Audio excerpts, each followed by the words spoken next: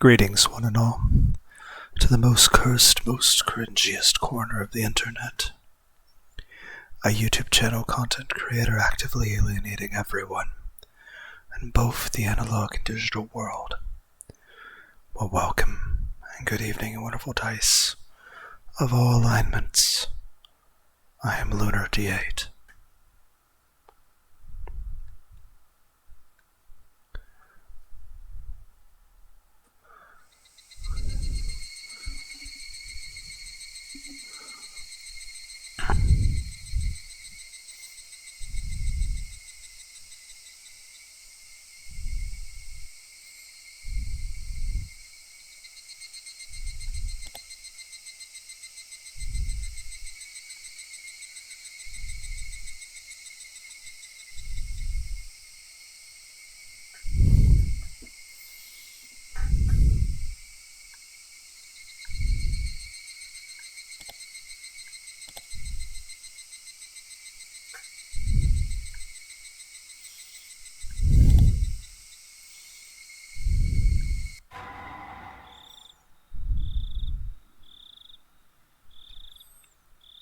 The worst option, the strongest pursuer of love, the most awful daydream.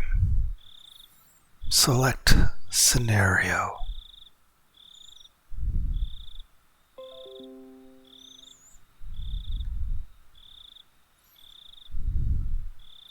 This is a tale of Frederica reaching the summer of 1983. Her power allows her to choose one of many worlds. But is this world truly the best one for her? The difficulty here is malicious, for all your dear connoisseurs who prefer it that way. This is a tale of peculiar dispute over the precious jewels, the Magatama.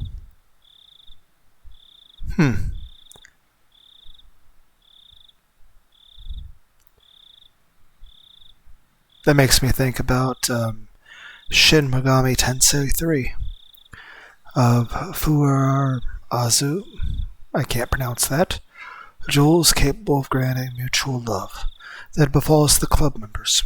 People who haven't played Higurashi Daybreak can enjoy this too. I've never heard of Higurashi Daybreak.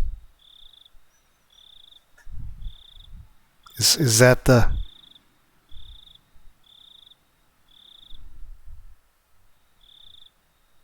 Is that the word that describes chapters 1 through 8, which we've done chapters 1 through 6. I'm waiting to do chapters 7 and 8 after doing Ray and Ho. Ho Plus? I'll be doing Ho Plus after this. But, yeah, I'm not even sure if Higurashi Daybreak is a thing that's even available on Steam. Let's look that up real quick. Is that a thing that exists? I'll just type in Daybreak. That appears to not be a thing.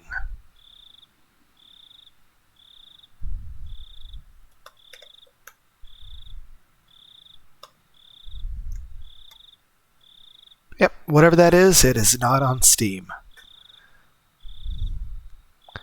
So, probably won't ever play that. So, for the most part, I'm only playing games on Steam. So, you could probably find that on YouTube. Maybe I'll find it on YouTube. I don't know.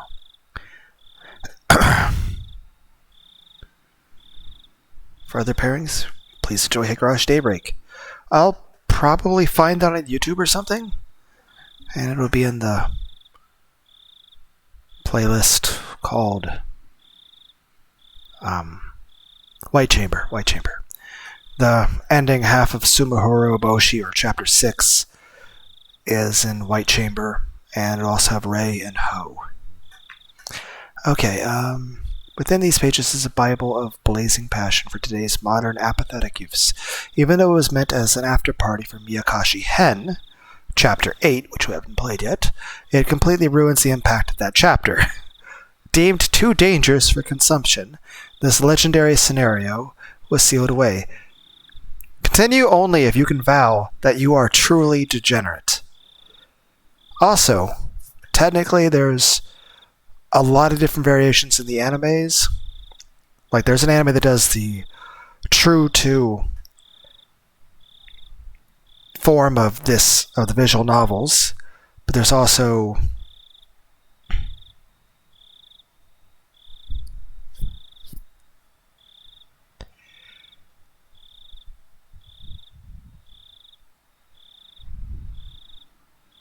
seeing the word Bible there, kind of blazing patch, makes me think of the anime Bible Black. It has a really good soundtrack. Though some people would feel that anime is only for degenerates. I think it's a good anime. There's also technically a different manga ending version of higurashi. I'm just saying there's a lot of content made for this. I still want the creator of this series to make more. Okay, so...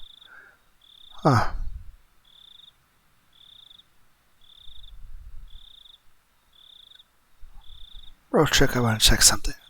Damn it. Great. Well, at least I haven't gone off that.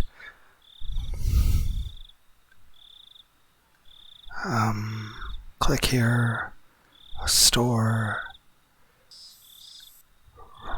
Look at reviews real quick. 9 hours. Okay, so I'm unlikely to do all 3 scenarios in one video. Okay.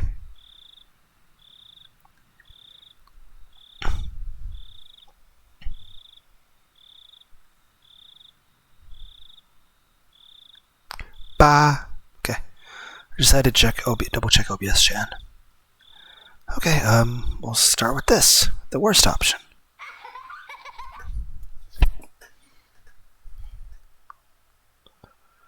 Bread rained down from the heavens. Some lamented that it was not meat. Meat rained down from the heavens. Some lamented that they preferred bread. God is down from heaven until I know what will make all happy. Water shall rain down.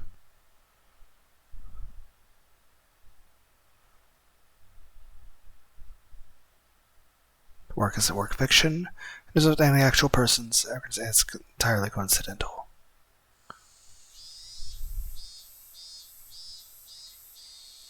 The cicada's course has been growing increasingly lively. The strange weather during that never-ending June had been hot enough to make us feel like summer had come early. But even so, it was still only June. Once we got closer to summer in July, the season graced us with even more summery weather. Today, to fulfill my dream, we all went to play at the swimming pool. The dream might have seemed humble at first, but I didn't have to look back on the 100 years journey it took to achieve it anymore. Still, I decided I shouldn't forget about it. For many people, this was a perfectly ordinary day, but for me, it had taken so many years of wandering just to get here that it made me feel faint, and remembering it made this seemingly average, regular life fill me with such profound happiness. Wow! Ha ha ha. Not bringing a camera today must be Mion Sonozaki's greatest failure. How? I don't need a camera. I've burned this into my memory already. When I close my eyelids, I can see how cute Keiichi looks. How... Gah! Don't look at them. Don't! I'll follow your eyelids off your face. That's what you get for forgetting to bring your swimsuit to the pool. And the whole ruckus about you putting on those shady swim trunks too. From beginning to end, you reap what you sow. Keiichi, you should thank me. If she hadn't brought those swan underpants, your swan would have been swinging all over. Nipa! Boy, was that a joy to behold. I didn't plan anything specific for today, and just when I was thinking we'd play some nice, quiet pool games, with this group it would be strange if something didn't happen.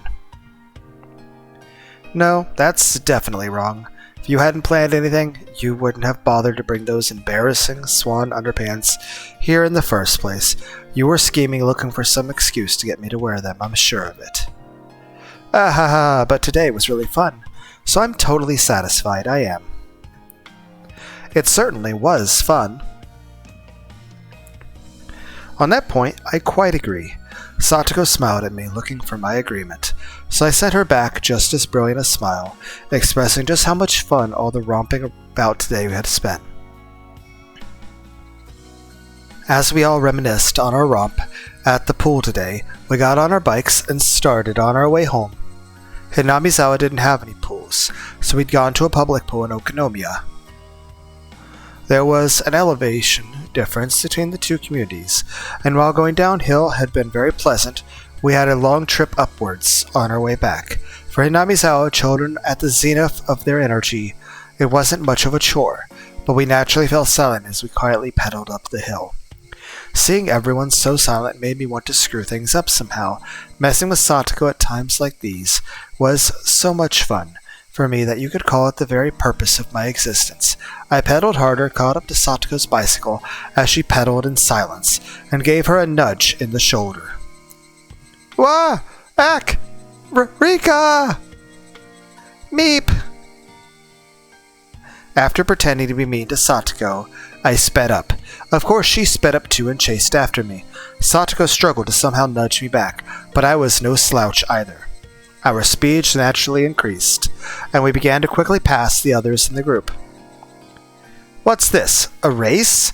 This old man won't lose either. You shouldn't fool around on the road. It's dangerous. Rika-chan. Satoko-chan. This was a public road, and cars sometimes came and went. You know, we lived several hundred, if not 1,000 loops. Well, actually, we lived 100 years worth of loops, all containing the same month. So technically, we lived 1,200 to 1,500, essentially 1,500 months, 1,500 deaths, over and over. And now we're just going to die by getting hit by a car. Kind of feels...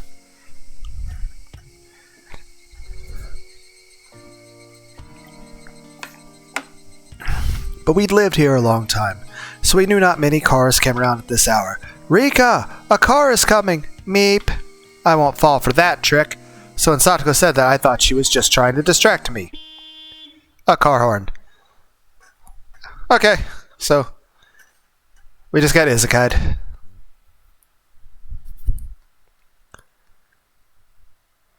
When I heard it, I realized Satoko's warning wasn't a trick. Seriously, we survived dying several thousand times in over never-ending time loops of the same month for essentially well over 100 years of life. And a week later, we're getting hit by a truck. Can we still time loop? At least to the beginning of a day? Or is that gone now? But it was so sudden that I was overtaken with surprise. When I looked in front of me, the car was right there. I panicked and violently swung my handlebars. The motion was more than aggressive and sudden enough to throw me off balance. As my body lurched forward, I realized I was flying through the air. My nose caught the whiff of asphalt, telling me I was a moment away from being hurt. Rika! I heard Satoko shriek. No, the sensation I was experiencing was so unreal that I could only say that I thought I heard her. I couldn't even figure out if the sight of the car coming towards me as I hurtled through the air was real. But that absence of reality probably only lasted about 1 second. I wasn't even given the time to say oops. Dead. It's like we survived dying several thousand times for hundreds of years of time loops. And then we just get hit by a truck. Heard the cries of higurashi in the distance. In those cries dwelt such cool tenderness that I wanted to listen forever. Eventually the silence was broken. The sound of many footsteps approached, pulling my mind back to reality. Suddenly the cries of the higurashi were gone. The cries filling the room were that of cicadas. I thought I'd been hearing the higurashi this whole time. Was that a dream? I was in a bed. I didn't recognize the ceiling. Where was I? The room was small, with an office desk and shelves full of medicine. I recognized the smell of that medicine, and the voices of children mixing with the cicadas' cries. I knew right away I was at school. I was in bed at the nurse's office. The door opened, and Chie appeared. Behind her was Satoko, and, my mind went blank. It was the face of someone who couldn't have been there. Are you all right, Furude-san? Ah, thank goodness. I was really worried. The doctor should be here soon. Please stay in bed until then. Thank goodness.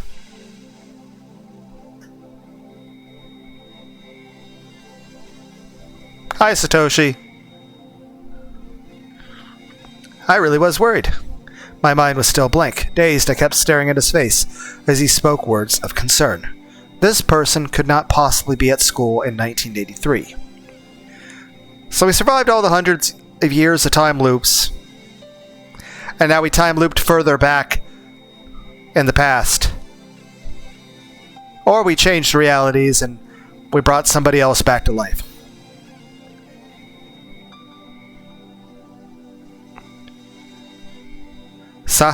Satoshi? That being said,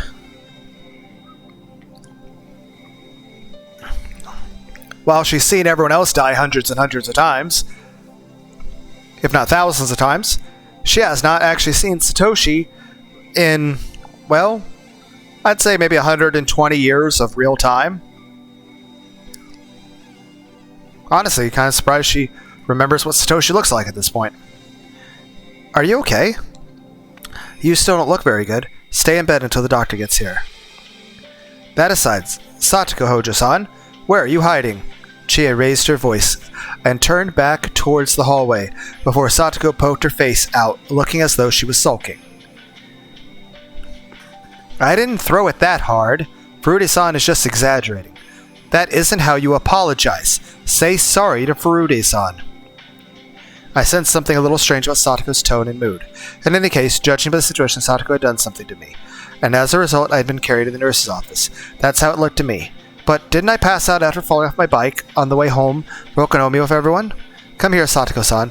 Chie called Satoko in a firm voice. Chie called Satoko, Satoko-san, before Satoshi went missing. The only time there were two people named Hojo was when Satoko and Satoshi were both here together. In other words, before June 1982. Then, was this the past? Was I repeating everything again? I felt a chill start to crawl through me. I'd gone through all the hardship to get past June of 1983, and now the world had rewound to the past again. The dead end of June 1983 that I challenged for over 100 years, and finally broke through. Would I have to defeat it again? I mean, we did it the one time, we do it again. Hey, at least this time, we can actually save Satoshi, too. I certainly learned many things, and defeated my fate with certain willpower, but I was also saved by a lot of luck. There was no proof I could challenge June 1983 again and defeat it like I did last time, which meant I was probably hit by that car in the bike accident and killed. I mean, I understand we time looped, that's good, we didn't die permanently, but did we have to time loop this far back? Can we just go into this morning? Or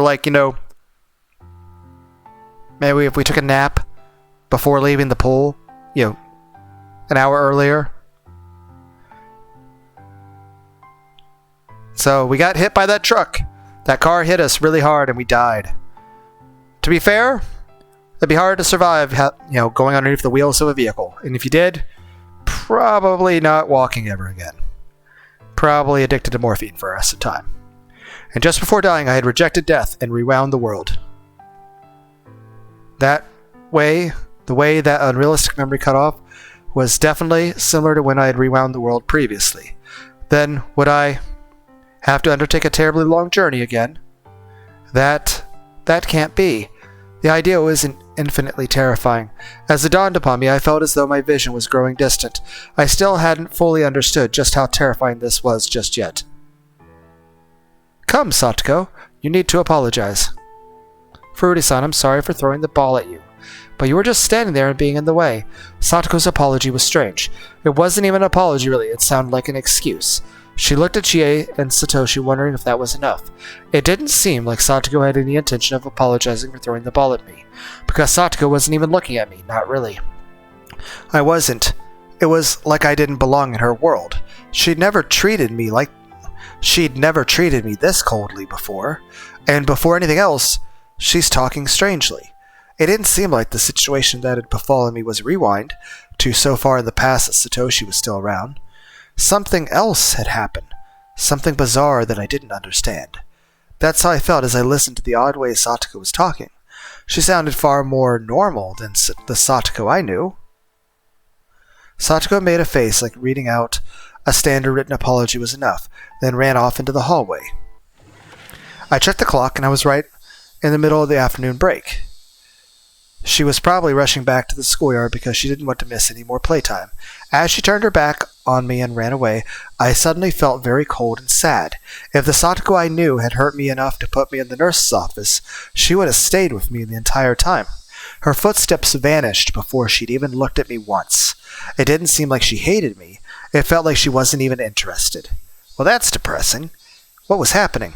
What year and what month was it right now anyway? Hanyu was nowhere to be found. That's Oyashiro-sama. Despite wanting to know, no calendar or anything like one was nearby, so it didn't seem like I could find out right now. Most normal people would give you a strange look if you asked what year and month were, and I'd learned from my long journey that I had to be careful about that. Instead, I decided to push the question aside for the moment. Sorry, Rika-chan. I'll make sure to talk to Satoko later. I'm sure she asked you to play with her because you seemed lonely. At least in this version of reality, we can, talk to Satoshi and make sure he doesn't, kill his aunt. Because when we overcame the June 1983, we did everything we could to deal with a scenario where Satoshi was already dead. In this chance, we actually have a possibility of, keeping Satoshi alive.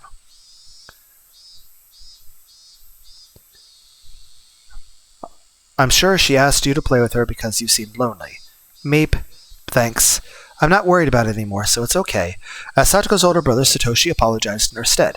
He seemed no different from the Satoshi I knew. He actually seems more cheerful. He seems more happy. He doesn't seem as broken down as he was in the past.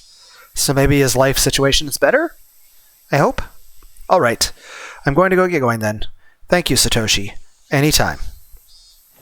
Satoshi gave a little wave of his hand, turned and left the nurse's office.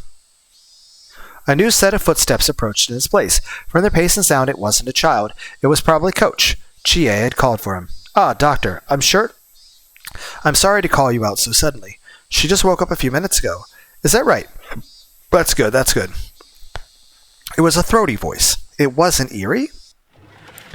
The man who suddenly appeared was one I'd never seen in the clinic, or even at the Erie Institute. He was a large man with round curves, the exact opposite of Erie. The stubble on his face made him seem rugged. He was so distinct that I wouldn't forget him even if I'd only met him once, and yet I had no recollection of him. But he was wearing a white robe.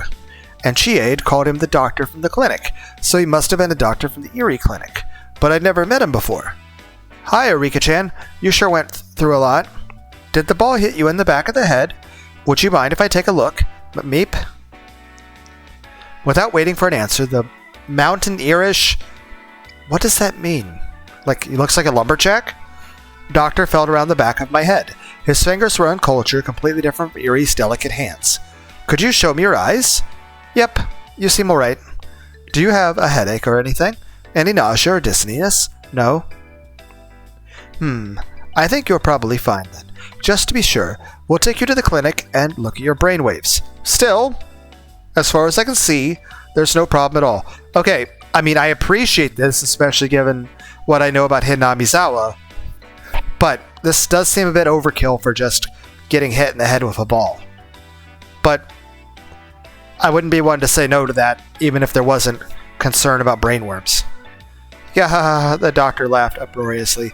Oh, you were fucking joking with me. Sarcasm. Spraying spittle everywhere. Chie gave a lookery too, as if the sign there were no problems. I see. Then just to be safe, I'll leave her in your care. Furude-san, please go to the doctor at the clinic. So am I getting a brain scan or not? I'm not sure if that was sarcasm. Were you joking with me? I mean, if you want to give me a brain scan, I'm cool with that. I'm confused. Indeed. You'll be in and out before afternoon hours begin. Let's go. The big doctor, acting too familiar for my taste, pushed me out of the door, and before I could fight my feeling of wrongness, I was taken out of the nurse's office. I think the weirdest thing about this is this. Why are we seeing something someone we're unfamiliar with if, we've time looped several thousand times? Did we somehow delete Dr. Eri and Mio from this world and resurrect Satoshi? Sometimes the dice came up with strange numbers and caused little differences. But this was the first world that felt this wrong to me. Maybe this is a world where Dr. Eri was never born. Did the dice rolls turn up something rare? After repeating this world for over 100 years, I thought I'd figured out pretty much every event, and yet this all felt so strange to me. There was something immeasurable about how strange it was, and I couldn't help but feel intensely anxious. I put my shoes on at the entrance before being taken to a parked car in front of the school gate. All the while I stared at the big man's back as he walked, racking my brain trying to remember him. But I couldn't come up with anything.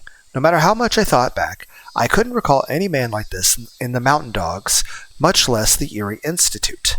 If Satoshi was here, that meant it had to be before June 1982, unless it's a version of events where he didn't die. Hanyu would always be there as soon as I woke up, and she'd tell me what was going on in that world. But in this world, I haven't seen Hanyu even once. The radiant sunlight, the annoying cicada cries, the lively voices of the classmates, I knew them all so well. But something was different. It almost made me sick. Hanyu, where am I? What kind of world is this?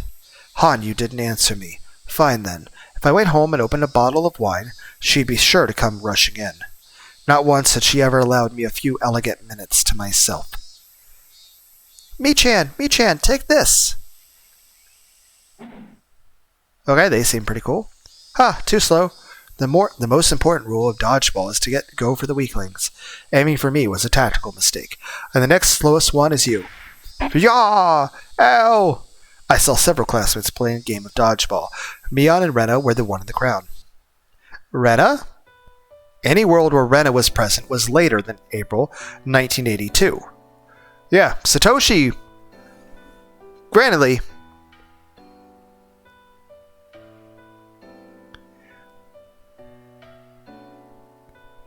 Granted, Rena showed up a lot earlier than Satoshi. Granted, Rena showed up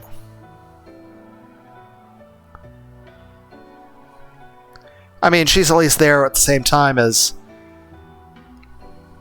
So we might be before Watanagashi again, but we're at the June of 1982. We probably are how close are we to Watanagashi? We at least know, okay, Rena's here. We're at least after April. So it's either May or June. Because if it were after June of 1982, then Satoshi's dead.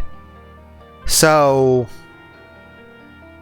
we're probably considering that it's either late May or early June or possibly mid-June of 1982. And Satoshi disappeared from the village in June of 1982. The only time Rena and Satoshi could be at the same time was the short span from April to June of 1982. It didn't seem like I'd gone far into the past as I'd feared, but I still had to repeat the June of 1983. That hadn't changed. Did I have to complete these long, difficult days of nothing but strife yet again? Teaming up with my friends, trusting each other, grappling with our suspicions of each other, believing in miracles, and fighting alongside everyone. And all the coincidences of the world to help save us. If we missed any one of those elements of the process, this world would end in a horrific tragedy. Honestly, at this point, our best bet would be to try to save Satoshi, and keep him alive for when Kiichi gets here. And then once Kiichi's here, we fully explain everything to him. In full depth. So we can get everybody brought into it. So everybody's on page...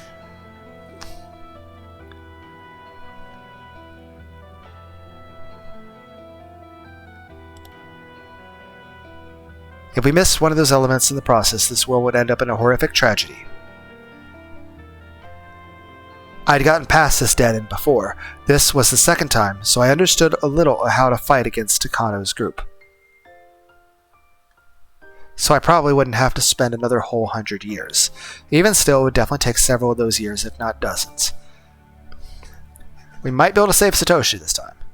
But I never wanted to spend another day in that June of 1983 ever again. The despair I felt at reaching the goal once, and then getting kicked back to the start. Sigh.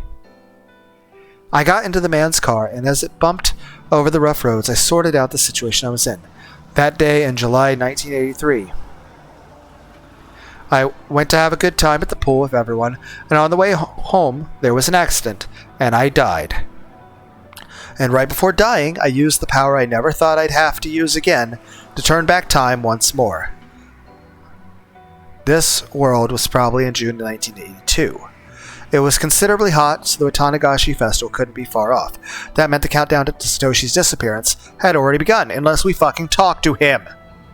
Earlier in the nurse's office, he'd given me a kind, considerate words, but an unyielding darkness would have been starting to take control of his heart. His fear of his inescapable terminal illness. Footsteps. I thought back to how the Hojo siblings had looked in the nurse's office, and to Satoko and Satoshi everyday sibling relationship. It would cease to be an everyday thing in just another few days or weeks.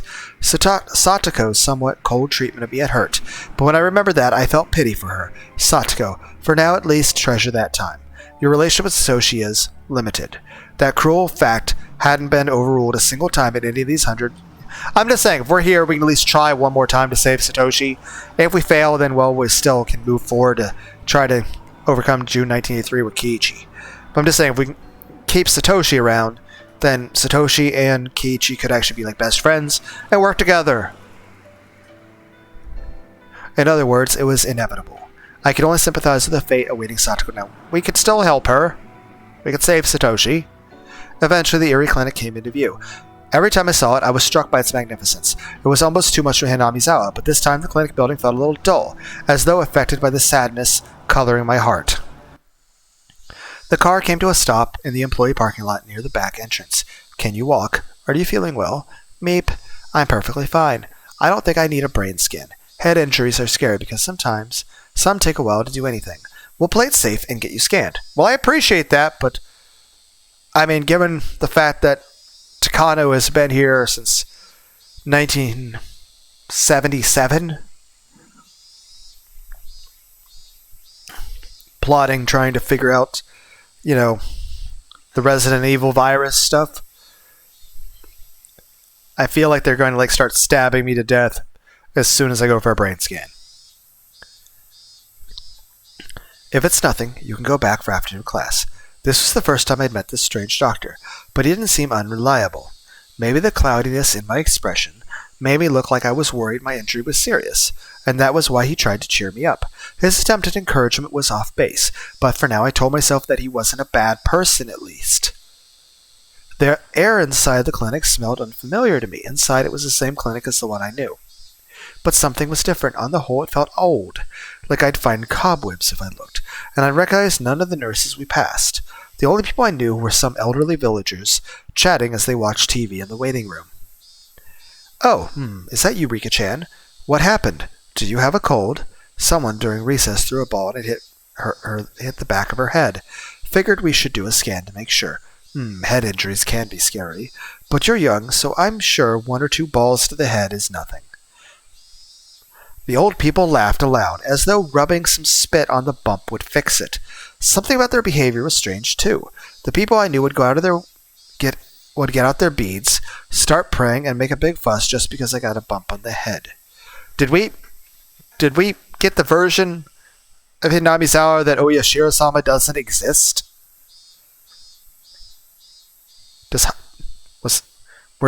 Were aliens never real in this version of reality? Maybe they'd say 1 or 2 balls is fine because they're young if I were a normal child. Maybe in this version of reality, Satoshi and the others, maybe Hinamizawa syndrome doesn't exist. But anyway, we've already figured out the cure for that. Oxytocin. But for me, and in particular, in Hinamizawa, that was impossible. This all seemed very wrong. Something huge, something I couldn't ignore was different about this world. Rika-chan, come in, come in. After the large man went straight into the examination room, he called me in. The Queen Carrier had come for an examination, and the next logical step was that Eri, the director, would appear, but he hadn't appeared yet. The discomfort I'd been feeling this whole time got even stronger, and then I spotted something odd. It was a notice from the hospital hung in the waiting room. Please be sure to bring your insurance card on your first checkup of the month. Takano Clinic. Oh, is it Mio Takano?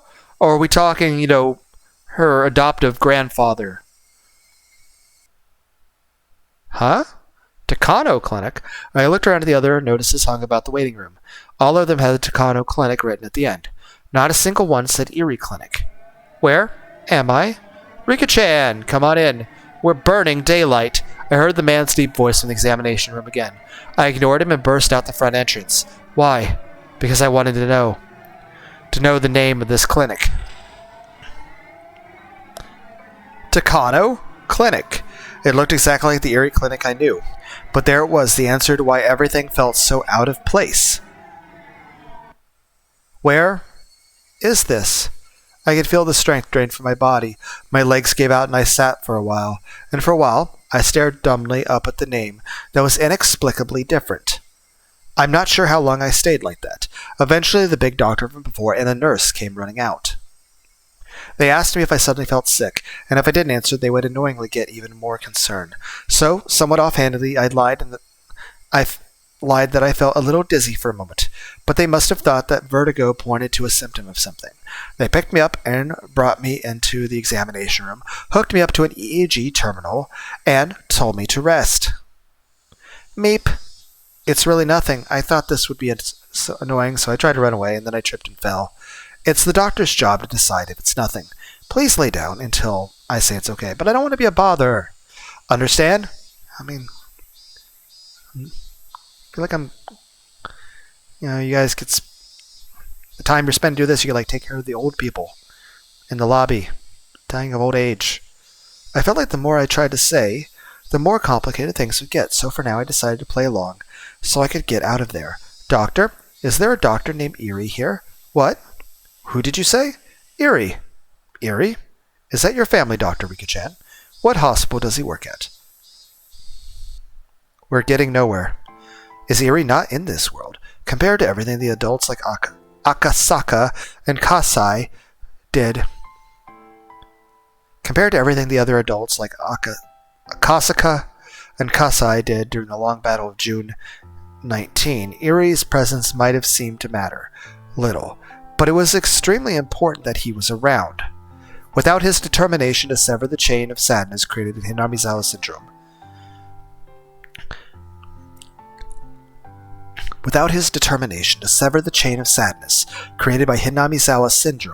there was essentially no way for Hinamizawa to break free of its 1,000-year curse.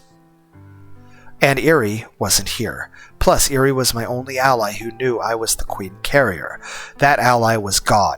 The strange way Satoko was talking, the absence of my only ally from Tokyo, Eri. No doubt, some unpleasant die had landed on a one. Then, despite my ally Eri not being here, was Takano still behind everything? When you get one bad roll, you get a bunch more.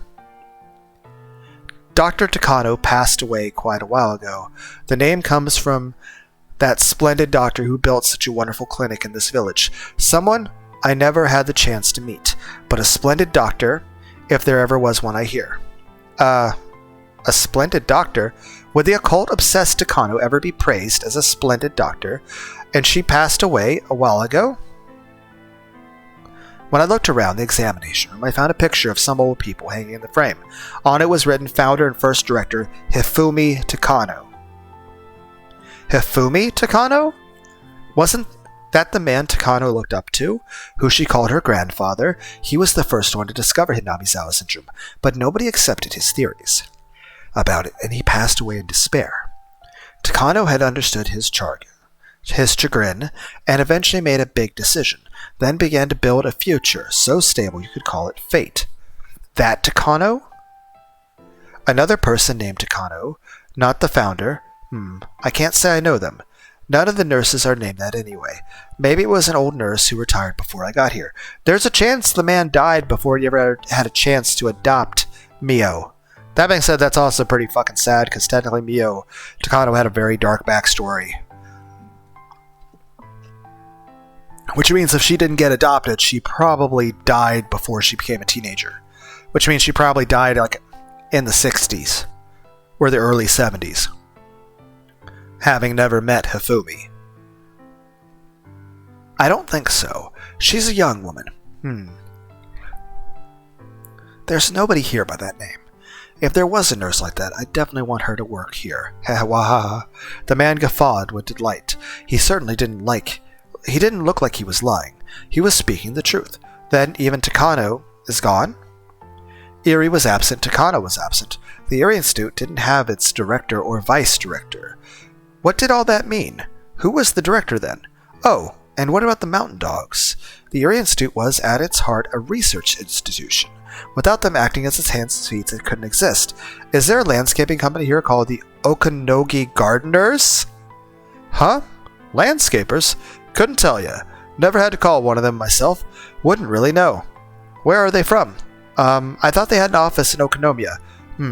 Why not look them up in the phone book later? Individual people sometimes don't show up in them, but I think most companies should be in there. Could the Erie Institute not exist in this world? Would that mean this world didn't have a dead end at all? I couldn't figure anything out. Which dice were showing 1 and which were showing 6? Or was the stranger part the dots on the dice themselves? The game board I was a piece on now, and the game board I knew, were they different? Let's be a little bit more optimistic. Was it possible that Tokyo hadn't chosen Irie, but this man instead? Then would this man know I was the Queen Carrier? If he did, then a number of things would fall into place. The prudence of giving me a brain scan after just getting knocked over by a ball to the head, wasn't that because he knew I was special? That I was the Queen Carrier? Then, was this man playing the role of Erie in this world? I looked at the name tag on the robe he put on after coming into the room, and read the name. Yamamoto. Yes, it was a natural response. It seemed the name Yamamoto wasn't a problem. Was this Yamamoto person the director of the Erie Institute, or rather the Yamamoto Institute? It was also possible that he crowned this clinic with the Takano name in commemoration of him succeeding Hifumi Takano's research. Yamamoto, do you know what the Hinamizawa syndrome is? The Hinamizawa... what? Do you know about me being the Queen Carrier or anything? Queen? Rika-chan, you seem to me like you're still a princess. Do you want to be a queen when you grow up? You dream big. Okay, there we go. You can take it off now. I learned from just that short exchange that Yambo had nothing to do with Hinamizawa syndrome. There were a few people unconnected to Tokyo in the Erie Institute too, but they were only a small handful of nurses and office workers. And besides, the Queen Carrier was currently in the clinic. Anyone connected to Hinamizawa syndrome would have come rushing to me. Yamamoto had rushed to me, but he didn't know I was the Queen Carrier. What did that mean? I listened hard to try and catch the sound of Erie's indiscreet laughter, but all I heard was the TV in the waiting room, and the motor of the goldfish aquarium.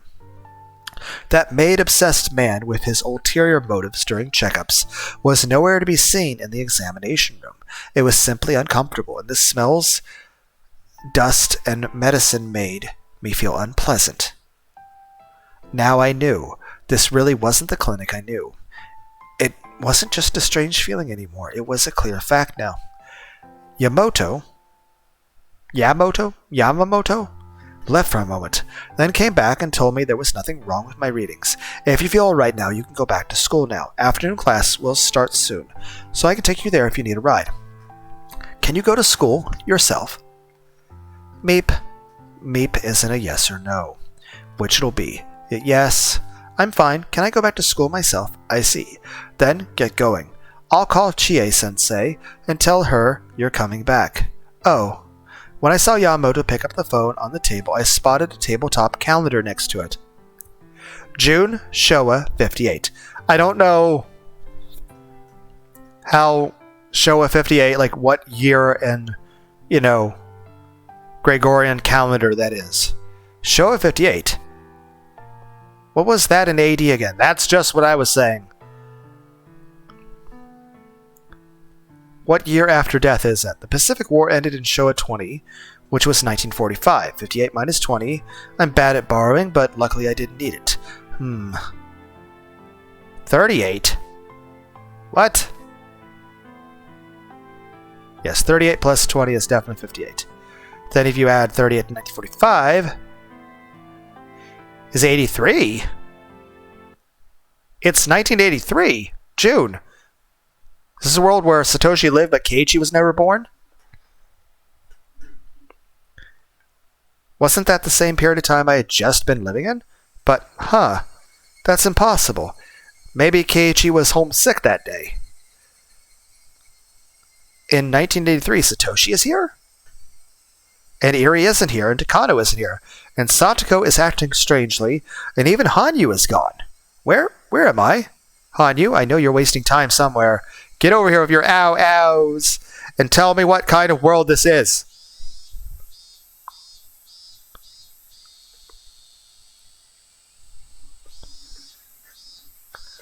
I walked through the downtown on my way back to school. Maybe Satoko is... Maybe it's the Hojo Shrine. Maybe Maybe Hanyu's with Satoko and it's the Hojo Shrine. And... We're the ones living with... I'm so confused.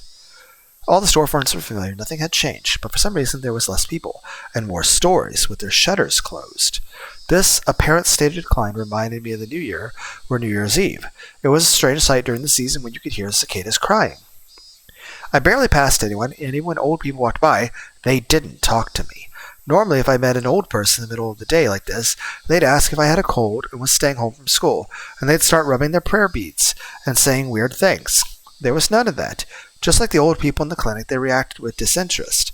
I wasn't in the mood for it anyway, so I was thankful they didn't do any of that. So is Satoko the Queen Carrier now? What is happening? But there was already a heap of oddities before me, and I couldn't help but feel like it was growing even bigger. Afternoon break was long over by the time I got back to school, and it was now time for afternoon classes. I went through the entrance and changed into my slippers, and then I noticed another strange thing. There were a lot of empty shoe cubies. Empty was different from absent. Anyone enrolled would leave their slippers or regular footwear in the locker, no matter what. If neither were present, that meant they weren't in this class to begin with. Sometimes people took their slippers home to wash during the weekends, but any lockers being empty during the day was unthinkable. I counted a little over 10 pairs of shoes. That was only half of how many people were in this school I knew. Everything was messed up. Was so messed up. I had no idea what was going on. I steeled myself and opened the classroom door. Everyone turned around to look at me. There truly were only half of the familiar classmates here, and they weren't absent, because only half as many seats were actually in the classroom. Furude-san, please take your seat. All right, everyone. This is class time, so focus on your drills. Chie clapped her hands, and everyone looked back down at their desks and workbooks, ignoring me altogether. My seat. Satoshi was sitting at the desk next to Satoko's. That didn't seem to be my seat. Then where was it? Soon I found an open seat, looking small and quiet in the back near the window. I could tell from the pattern on the floor cushion with my disaster hood in it. Disaster hood. That seemed to be Rika Furude's seat in this world. It was in the corner, as though the classroom had forgotten about it. There was no seats next to it, and nobody would see it when looking at the blackboard. In a place where I wouldn't block anyone's view, whether or not I wasn't here. That seat was almost symbolic of how I'd been feeling ever since I awoke. I sat down and took out my workbook. Then, pretending to study, I looked around the classroom. Mion Sonozaki was here. She didn't seem very different. Rena Ryugu was here too. The way she was helping the child in the next seat over with his work was very like her. Satoko and Satoshi were studying together as friendly siblings. Satoshi, being the older brother, was teaching her things, but Satoko looked disgruntled, and his words went in one ear and out the other. To me, it was almost like she didn't hate studying, she just didn't like their roles being reversed, since she looked after him at home, and it made me smile a little. I still felt a tiny pain in my chest from Satoko's cold treatment of me in the nurse's office, but as far as I could tell by looking at her individually, she seemed totally normal. But I still couldn't shake the feeling that something was wrong here. When Satoko was with Satoshi, she was often gloomy because of problems at home or their aunt's abuse, so they were acting like normal siblings. And though I knew it was rude to Satoko, that felt wrong. Maybe this is a world where their parents never died. But if Satoko had a normal life, that was fine. The bigger shock, though, was the absence of the most important person in our group of friends. I looked around the room several times for him, but he wasn't here. Keiichi Mabra wasn't here. Well, that's fine. We know what city he comes from, so simply put, we can look him up in the phone book. I made multiple excuses like I wasn't seeing right, or he hadn't happened to be absent today, but even the list of students on cleaning duty hanging on the wall didn't have Keiichi's name on it. Everyone in the class would have had their names on there, but Keiichi's wasn't. Keiichi Mabra did not exist in this classroom, even though it was June 1983 in this world. I see. On rare occasions, there would be a world where Keiichi hadn't moved here. It wasn't the first time, but it was a sad thing. Keiichi was an important key to crushing the fate of June 1983. If he wasn't on the game board, then this game was predetermined to be a loss. But was this even a game at all? No Eri, no Takano, no signs of the Institute from Tokyo researching Hinamizawa syndrome. If none of them were here, didn't that mean there was nobody at all to fight? If I didn't need a fight, then, in a sense, Keiichi's absence wasn't an issue. Actually, in this case, 1983 wasn't fated to be a dead end, and, in other words, in this world, the 1,000 dice all turned up once, and that changed the absolute fate Takano had constructed with her certain willpower into something else. I had no idea what was what. Could this world even be explained by what dots came up on the dice?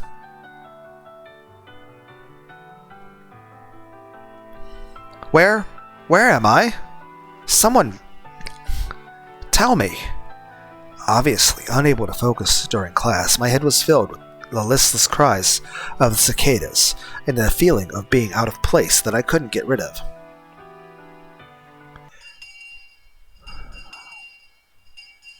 Everybody stand up. Bow.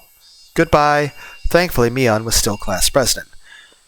For some reason, that was a relief. Oh, was there even a club in this world? If I could receive the baptism of those crazy club games, maybe it would clear up my feelings a little. On days we had club, she'd always call all the members right when school ended. Expecting that, I stayed in my seat as everyone ran out into the hallway. Satoko was one of those who dashed out. She was flying headlong towards the entrance, jostling the other kids her age. Satoshi left too, following behind her. Mion and Rena talked to each other as they got ready to leave. As far as it looked, we didn't have club. The club was annoying at times, but I yearned for it so much now. Was there no club in this world?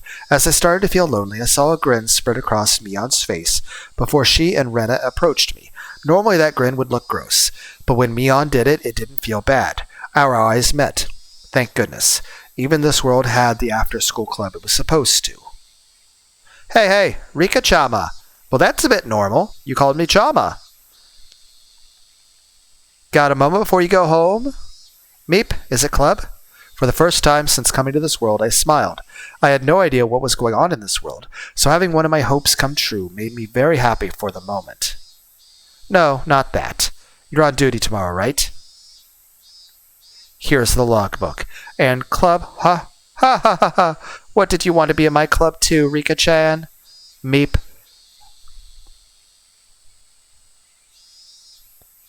Ah, all of our friends hate us.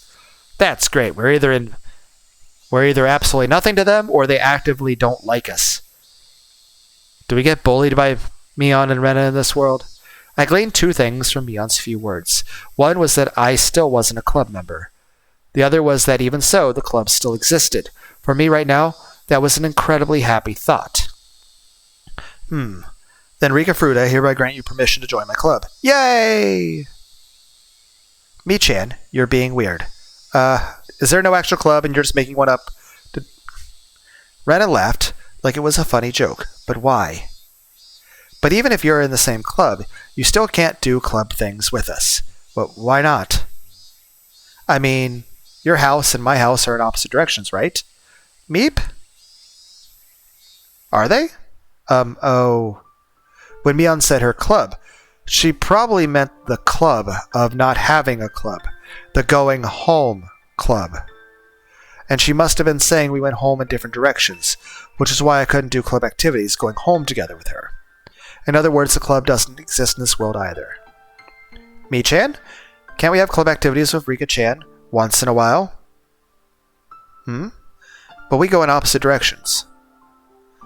Maybe it's okay from time to time. Maybe. Maybe they do the club at Mion's house? After I realized I'd have to go home all alone, Rena said she'd leave school with me. That kind of consideration was just like Rena, I knew so well. We didn't have club, but Mion and Rena were still Mion and Rena. Sorry, but I'll have to pass. I gotta get back real quick for my job at my uncle's place. Oh, then Rika-chan and I will have our after-school going home club. Thank you, Rena. Thank you, Rena. I appreciate it. The three of us headed for the entrance. Our outdoor shoes were the only ones left. There are less slippers here than I remember. Yes, I decided to naturally mention it. Rena responded right away. It's lonely, but what can we do? As they say, you gotta look for a nice big tree when you seek shelter. Anyway, sorry about this, but I'm gonna get going. I'll leave Rika-chan's escort to you, Rena. Right?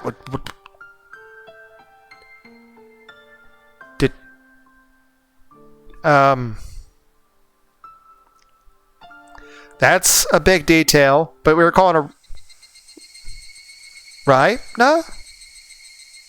Yes? What is it? Nothing. Rena was the kind Rena I knew, but her name wasn't Rena. Rina.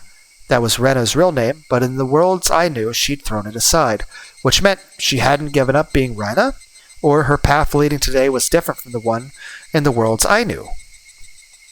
I knew Rena hated herself because she considered herself responsible for her mother's divorce, and as she'd messed up both her life and herself, she would have decided to part ways with that old self, start over, and rename herself Rena. But that didn't happen?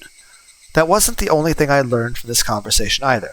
Regarding the number of people in the class, when I mentioned there weren't many people, they acted like there was a reason.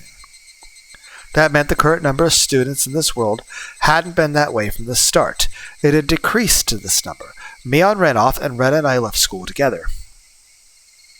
When we went across the schoolyard, I saw Satoko fooling around playing tag. Are you looking at Satoko-chan? Meep. Her name was different, but she still picked up on these things quickly. I'm sure Satoko-chan wasn't trying to be mean when she hit you with the ball. Forgive her, okay? I don't really mind. Rina seemed to be trying to smooth it over. It kind of sounded like Satoko and I weren't normally friendly with one another. So I asked, are Satoko and I not friends?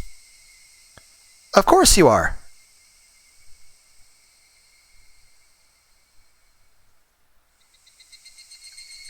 You're both in the same class. The way she said that was enough of an answer. Now I knew why Satoko acted coldly to me in the nurse's office. In this world, Satoko and I weren't friends. Maybe that made sense. After all, if Satoshi was alive and well, then Satoko would spend all her time with him.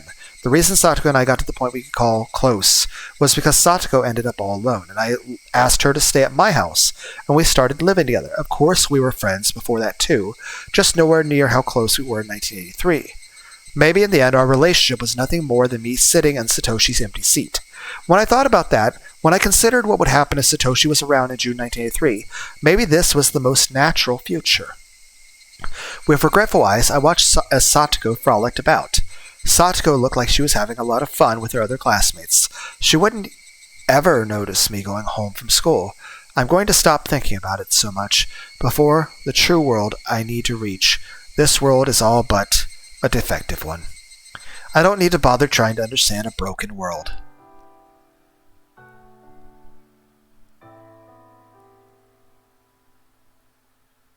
There's a lot less stores open, too. When we went through downtown, with all its stores with the shutters down, Rhina spoke up. I didn't care about this world anymore, but as a classmate going home with her, I answered unconsciously. I wonder why so many closed up. Well, it only makes sense. They can only do business until next year anyway. They're getting less and less customers, too. It's not strange that some would want to close up shop early. Why won't they do business after next year? They can't. They're getting evicted. Evicted? It sucks, but there's nothing we can do. And even if the village sinks, it won't destroy our souls, the ones that belong here. I gave a start when I heard that. That couldn't. No, it was possible. In every single world, the story of Hinamizawa being submerged under an artificial lake was always present, but the Erie Institute, working from the shadows, would make sure the dam project was cancelled.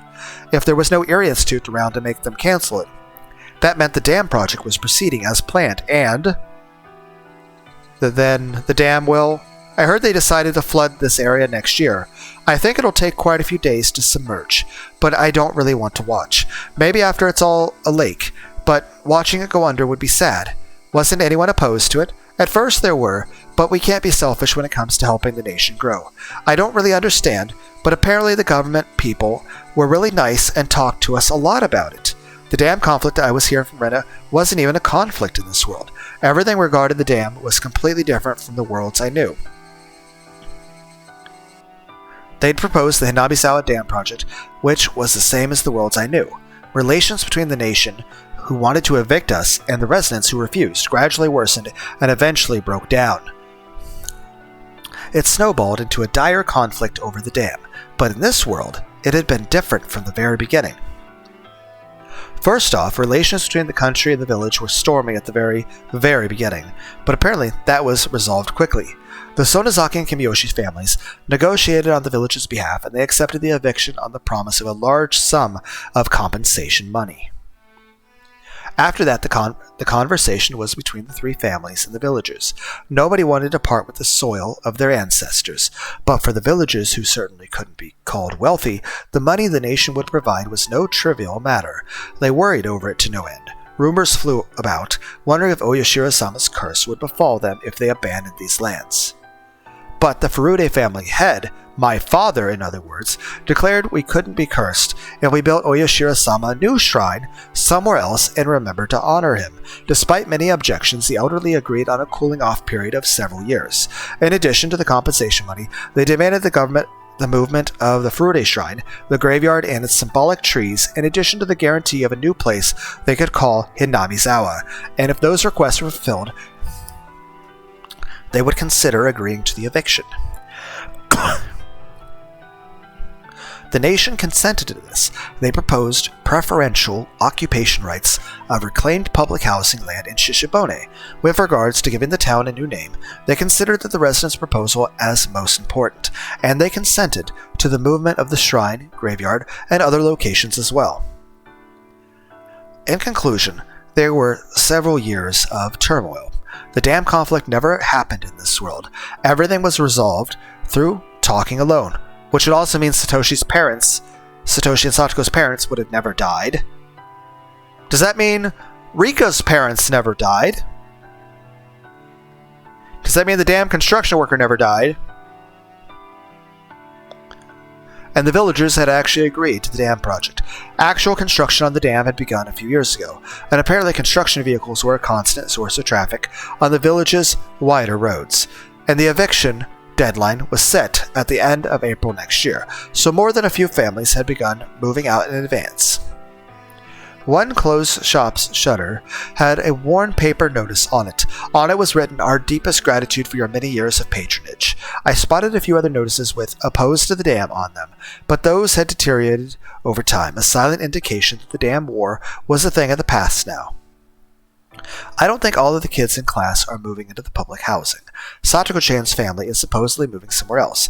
It's a little lonely to think we won't be able to see all of our friends after next year. Meep. The village I was born and grew up in being submerged was very sad, but all my classmates enjoying this day to the fullest, even though they knew that seemed so strong to me. And if the dam war never took place, that would cause several other effects. For example, the relationship between the Sonozaki and the Hojo families. At the beginning of the dam conflict, the Hojos declared themselves in favor of the dam, and with the Sonozakis in opposition. The former ended up a scapegoat of the village for a long time, but that trouble never occurred in this world. Satoko-chan's family. I don't know. I think they're normal. I don't think they have much particularly in common with Mi-chan's family. Does Satoko get along with her family? Oh, you mean her father? Even without the dam conflict, the presence of a stepfather would be a burden on Satoko's mind. With the L5 symptoms appearing, she would push him from the viewing platform at the park and be given into the care of her malicious aunt and uncle, because her stepfather's presence would be the very gateway to Satoko's later unfortunate fate. When I think about it now, maybe their awkwardness with each other at first made for a good memory. They aren't connected by blood, so they tried hard to be father and daughter, and maybe now they have a stronger bond than she would have her biological parents. I've talked to them a bunch of times, but he's a good person that works hard to support his family. You mean Satoko's current father? Yep. Which meant, in this world, none of the dice threatening Satoko had come up as a 1. For Satoko, did that mean this world was a happy... Did that make this world a happy place for her? My walk home with Rhina was very significant for me to understanding this world, and I found out that this world's composition betrayed every last bit of my common sense. The reason Rhina wasn't Rena, that was different from the very start. First, the Ryugu family didn't move to Ibaraki. They had lived in Hinamizawa this entire time. Her mother was still working as a designer at a small company in the city. Her father had switched careers, and now he was a salesman for his wife's designs. The couple must have been on good terms, for one to design things, and the other to sell them. As always, her mother's position seemed to be stronger, but their relationship was an average one, and divorce, at the very least, seemed impossible. That meant a nice, peaceful family for Rhina. That satisfied her fully, and she even said that she lived a happy life. The fact that she knew that without going through hardship, though she really was still Rena. I asked about the Takano clinic too. It was as big as Dr. Yamamoto said himself. The Takano of Takano Clinic was indeed the one who had been Mio Takano's adopted grandfather, Hifumi Takano. Right after the war, he built a surprisingly grand clinic in Namizawa, which had no doctors and became a celebrity to the villagers. I learned that there was a monument dedicated to Takano in the place, the one dedicated Eri in the world I knew. After Takano's passing, there was nobody to succeed his place in the clinic, and for a long time it had been left empty. That was when the man from Okonomiya named Yamamoto had arrived and breathed new life into the clinic. Also, with no dam conflict, Akasaka, who came to investigate the kidnapping of, the Inagi grandson, that would have never happened either. Which also would mean Akasaka never came to Hinamizawa. It also would mean Akasaka lived a happily ever after. It also means Akasaka's wife never died, and neither did his child. And Akasaka's actually having a happy family and possibly has multiple children by now. Oishi's probably having an easier life. Takano had discovered Hinamizawa syndrome and searched for research sponsors but found none. It could be that Hinamizawa syndrome just doesn't exist in this world. And eventually Mio Takano would succeed him. But what if the older Takano had found a sponsor? Neither Mio Takano nor Eri would appear, and the Takano clinic being built right after the war would make sense, which meant that Takano in this world had been blessed with good dice rolls. She did have a pretty shitty start in life, which kind of led to her being a Nazi doctor. So, there's a chance she's either... If she still had the bad dice rolls without Hifumi adopting her, she dies. But if she had better dice rolls, then she just had a happy life and maybe just a mother herself and raising her kids. At this point, I had a vague idea about something. Weren't these dice rolls the exact opposite of the ones for the world I knew? The people themselves hadn't changed at all, but the dice God had cast for these people were all reversed, so it made sense that it had turned into such a strange world for me. I learned one more thing from talking to Rhina too. In this world, I had no friends. I was all alone. Kaiichi never transferred to our school, and we didn't have a club, and Satoko had no connection to me, so maybe it was only natural. At that point, I finally realized why Rhina had sympathized with me going home alone, and done her going home club activities with me. Okay, I'll see you tomorrow. Huh? Oh, I see. For a moment I was confused when she said goodbye, since we weren't in front of the temple, but I quickly understood. We were in front of the Furude main house. Since Takano never appeared, there was no Erie Institute nor any research in the Nabisawa syndrome. And so, my parents never died. At first, my parents cooperated with the researchers, but when I fell ill with a high fever one day, they stopped cooperating, had some kind of trouble, and were assassinated. My mother was the hysterical type. When she made a fuss, settling her down took a while, and because she made a fuss, the Erie Institute, which wanted to do its research in secret, naturally wanted to make sure she didn't talk. She'd held such an attitude even knowing how shady the Institute was. So, in a sense, I couldn't deny that she reaped what she sowed. In any case, no matter how many times I did this over, no matter how many times I warned her, it never worked, and I had resigned myself to that fact that I'd no longer have my parents by 1981. And I had repeated it many times. I had seen my parents for dozens of times of years in total. I had seen my parents for dozens of years in total, so I was fed up with them. We weren't on good terms to begin with anyway, and now in June 1983 they were here again. I'll see you again tomorrow. Bye-bye. Goodbye. Nipa. After seeing Raina off, I looked at my real home. I saw my mother patting out a dried futon in the yard. In normal worlds, they would always die, but in this one, they were alive the whole time. I found myself unsure of how to talk to my real mother. Is that Eureka? Welcome home. Meep. I'm home. Go wash your hands and rinse out your mouth. And then get your books ready for tomorrow. Did you get any homework? Yes, she was my mother all right. Honestly speaking, I wasn't used to the Furude main house. It was my true home, but it had only ever been my home before 1983. Like a prison of time, while I waited in melancholy for the day Keiichi transferred here. But Keiichi wouldn't transfer here and my parents wouldn't die, which meant in this world I would never get out of this prison. But maybe that was a weird way to think about it. Without a dead-end fate, there was no victory or defeat, no destiny or miracles. This was my actual home. It was nothing more and nothing less. I went to my room, put down my book bag, and took a breath. Usually when I was by myself, Hanyu would appear, but in this world she hadn't shown up. How long are you planning on wasting time? Hurry up and appear and take me back to my original world. I knew by now this world was odd and filled with what-ifs. I'd had it up to here with my exploration of this alternate universe. But Hanyu didn't appear. Oh, that's right. Hanyu was by herself in the ritual storehouse a lot. Maybe she was there right now. In any case, whatever else happened, I just wanted to see Hanyu. I put on my shoes and ran towards the shrine. As I turned my back on my annoying mother who called after me, asking if I'd really rinsed out my mouth.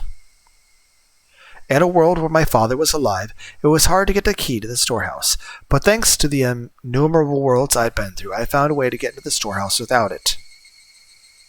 I could hear the elders having a pleasant talk in the assembly hall. My father's laughs mixed in with theirs. My father hated me ever going near the ritual storehouse. Well, considering what is stored, I could sort of understand why he wouldn't want to let his beloved daughter inside. After making sure nobody was looking, I climbed up a tree growing behind the storehouse. My climb didn't go as smoothly as when Satoko had shown me she could do it. In any case, I crawled up stubbornly and jumped down onto the storehouse roof. I was a little scared of jumping. I'd climbed pretty high off the ground. Even I don't even know what that word means.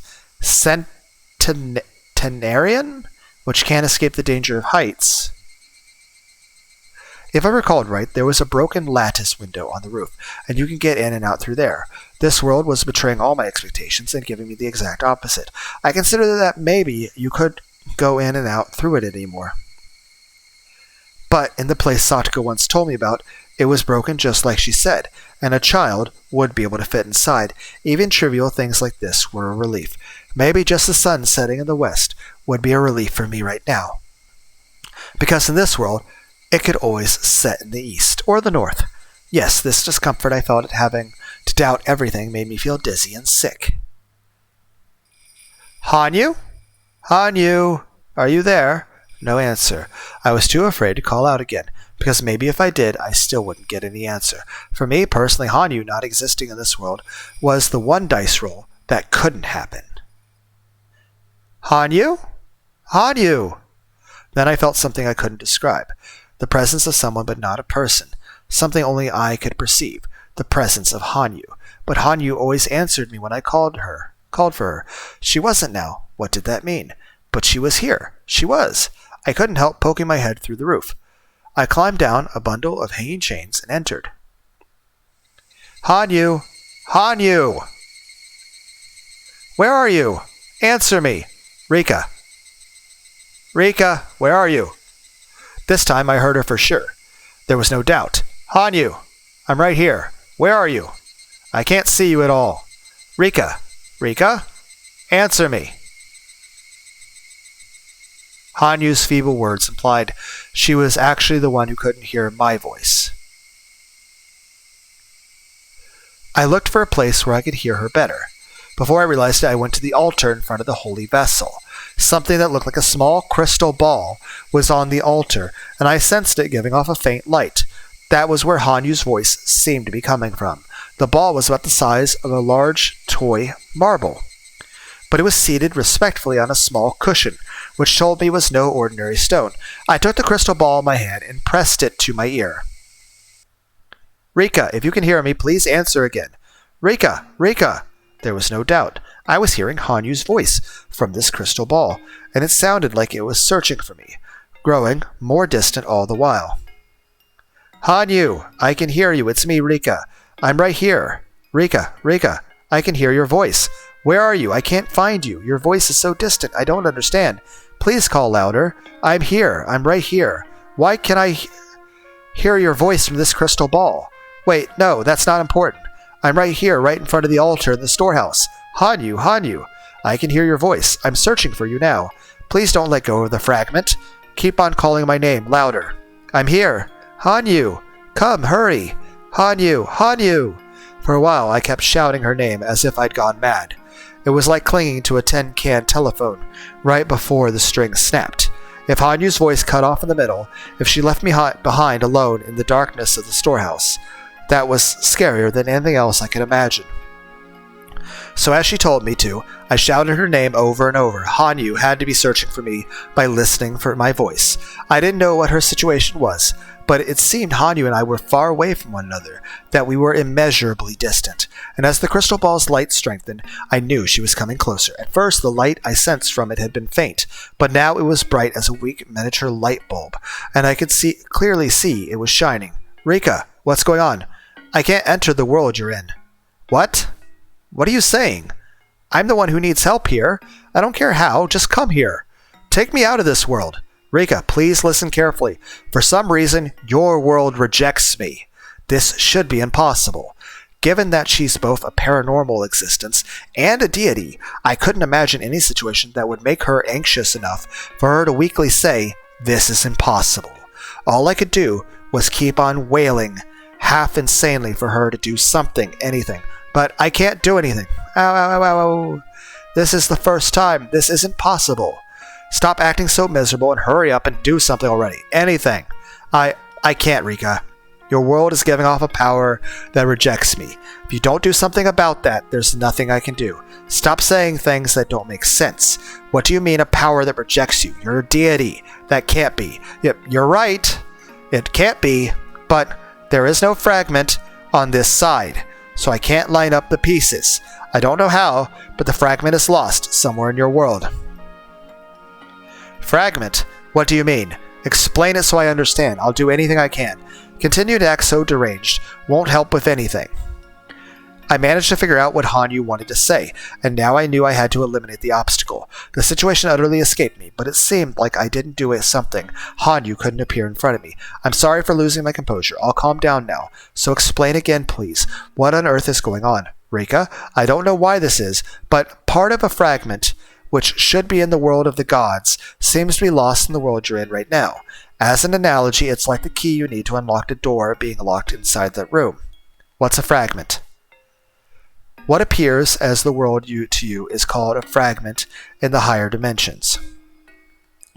We've been connecting those fragments like a jigsaw puzzle to walk between worlds. I see. I think I understand the analogy. The world I'm in now is a fragment, a piece of a jigsaw puzzle, but something happened to the part that connects the rest, and it won't fit with the pieces around it, right? That's right. That missing piece always has to be on this side, but for now, for some reason, it's on that side instead. The fragments should be in the world of the gods, but for some reason it fell into the human world and now it's missing. That's about right. Ow, ow, ow. Alright, I just have to do something about that fragment, right? I'll do what you say. Where is that fragment and what should I do with it? Oh, ow, ow, ow, ow, ow. Is this really the time to be owing? Where is that fragment thing, and what does it look like? Oh, I don't know. What? How am I supposed to search for it if you don't know? I don't understand either. From here, I can only hear your voice. I can't interfere at all with that world as I am now. But if it's called a fragment, then what will it look like? A glowing piece of crystal like this? I think that's probably right. But I can't even imagine what shape it would take if something that belonged in a higher dimension ended up in the human world. I felt all my energy drain out of me, and I heaved a sigh. We don't even know what it looks like. This is the worst. Anyway, if I do find it, what would I do? How would I get it back into the world of the gods? You don't even know that? Ha ha ha. I'm sorry. It's the first time this has happened. I don't really know either. Ha ha ha. Ha ha ha. I laughed mostly at myself, and before I realized I couldn't stop my tears from falling. After getting sent to this crazy world, I don't even know how to get back. Today, of all days, I was in such high spirits going to this pool with my friends. That tiny fragment of happy days we'd all finally obtained after escaping the dead end of June 1983. And just because I was messing around on the way back, just a little, I got sent to this horrible world. But if I'm going to complain about that, in the end it's my own fault for not being careful on the road, isn't it? Ow, ow. I lost my balance on the bicycle, got thrown off, and then fell into the car there. A common travel ad.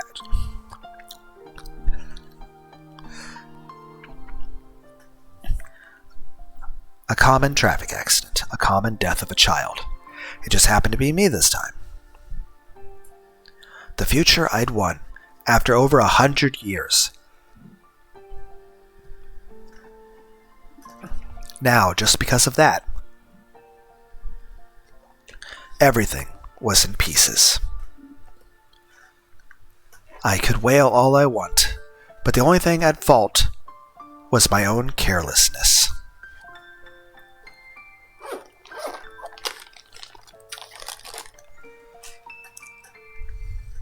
In fact, I should be thankful to Hanyu for letting me live. But sending me to a world like this? It's too cruel. No, it wasn't as though Hanyu sent me here because she wanted me to. I have a question. If we're going to world from world to world, are we killing the other version of Rika in the other world? Are we like the prestiging? You know, that episode of Rick and Morty? Are we doing that? No, it wasn't as though Hanyu sent me here because she wanted to. I know that. It's like you remember, Rika. Our power has been wearing away. And with the last of that power, we reached our victory. So we were never supposed to be able to use it again. You mean you used the power to save me? Yes. There was nothing else I could do. Yeah, your head was crushed like a watermelon. Rika, your body flew off your bike, and if the dice had come up better, you might have fallen on the car and made it out injured but alive. But you were unlucky, and when you flew off, you landed right in front of the car's tires. From Hanyu's words, colored with sadness, it felt like she watched me fly off, get run over by the car, and die. Everyone had their mouths wide open, in a daze. The car's brakes screeched as it crashed into a guardrail, but nobody was listening. And then, Satoko, she ran over to you, but you looked... Oh... Your face was gone. The car crushed my head flat. Ha ha ha. The Chie was always talking about this, wasn't she? Never to play in the road. Ha ha ha ha ha. I could imagine the rest of the story without Hanyu telling me. That fun day we had was wiped out in an instant by my careless fooling around. We dove together into the longest June 19 1983 of these past 100 years, and the peaceful future we finally reached through the sharing of countless miracles was wiped out in an instant. My corpse was too horrible to look at. Satoko came running over first, and then everyone else came. And they all wished they'd wake up from that nightmare. And until they lost all hope, broke down, and wept. Compared to that heart-splitting sadness, the one who was actually careless, grumbling about wanting to go home since the world was uncomfortable, counted for nothing. Did that mean in the end, it was all my own fault? I'd struggled through so many years to reach that future, and I'd carelessly lost it by nobody's fault but my own. And I was blessed since Hanyu was here for me, so I should be thankful, because if that had happened to someone other than me, they'd just lose their life and nothing more. Just the fact that there was hope, even if it was only a single tiny ray, surely meant I was fortunate. Thanks. Ow. Idiots die in accidents from carelessness all the time in Japan, and I was one of them. I should have just died without complaints, but thanks to you, even though things have gotten strange, I'm alive. And I'm sure it will be really, really hard, but there is still a way to return to that world. Ow. Let's review. To bring me back to the original world, Hanyu, you need to come here. Right? Yes, of course. I want to return to the original world with you, Rika. Naturally. We won that world after over 100 years of struggle. We're going back. I would spend another 100 years to do it.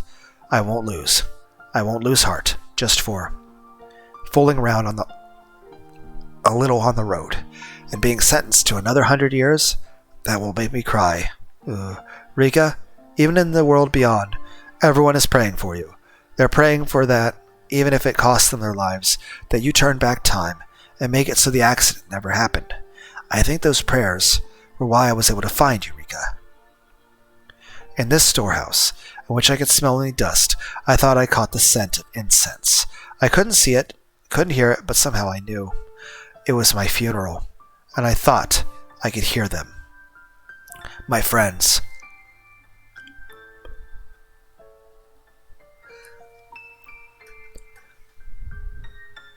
Heartbroken, grieving over my coffin. Grieving over my coffin. Their cries were incredibly sad, so painful, as though it would tear me apart. I understood my carelessness. It had destroyed not only my life, but everyone else's happiness. I'll go back. I'm going back. I will return to that world no matter what. No matter how narrow the path may be, I'll do it. I'll go back for sure. Ooh. My tears filled with sadness, mixed with determination, mixed with the saltiness, dropped to the floor. Rika, being locked in the world is the same as the dead in 1983. It may look like an inescapable fate, but you absolutely can escape it. I know. Keiichi taught me that, and even Takano taught me that too. Fate was thinner than a goldfish's scooping net, and strong enough feelings could reshape the future. That's right, Rika. That's the spirit. Maybe it was because of your carelessness. But you've been given the chance to atone for it and make it go away. That's a really, really lucky thing. I know. Normal people would be starting over in their next lives, but I alone got one last chance. I know what that means. Rika, I want you to somehow find the fragment rejected me. I'll see if I can figure out anything in this world. I'll have to make do without any hints. Also, as long as you aren't in this world, if I die here, that's the end, right? Yes. My power doesn't affect that world right now. So please, Rika, be really careful. I know. I'll never fool around on the road again. We don't have any hints, but I'm this village's deity, and this village is all I ever watched over. If this power can interfere with me, then I think this power must be in the village too.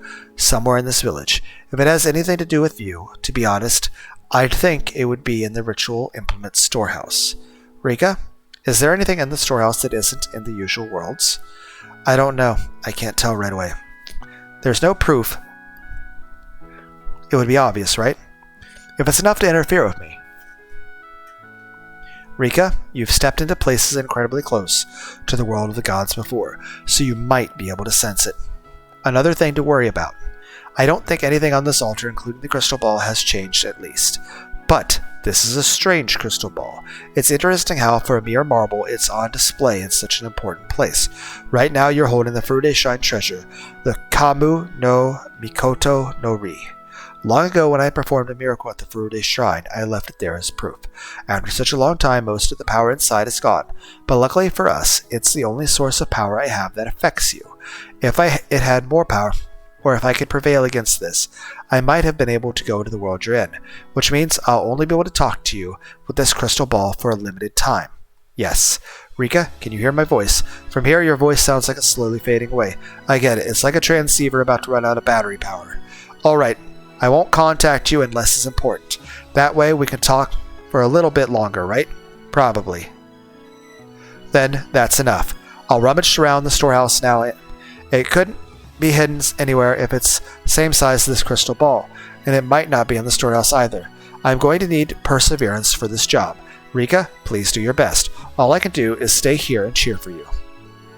And even the worlds I can use for that time are limited now. Rika, it's fine. Mark my words, I'll open the door to this world and invite you in. I promise. We'll go back to that fun world together. So, you do your best too. If you learn anything that could be a clue, tell me. I will. Then that's it. I'm going to stop talking now. See you again, Hanyu. Ow, ow, ow. I promise, once we get back to the last world, I'll fill the refrigerator with cream puffs for you. Ow. I'll look forward to that promise. Hanyu's voice gently vanished, like water seeping into sand. But that didn't mean Hanyu had vanished. It was kind of like I was talking to Hanyu on a public phone, and my 10 yen ran out. We may have been in different worlds, but we were cooperating, trying to get out of this world and back to the last one. When I thought about it, Hanyu had always been an ally in my life. In this world, that ally was gone. Maybe that was fitting punishment for wasting my life by being careless.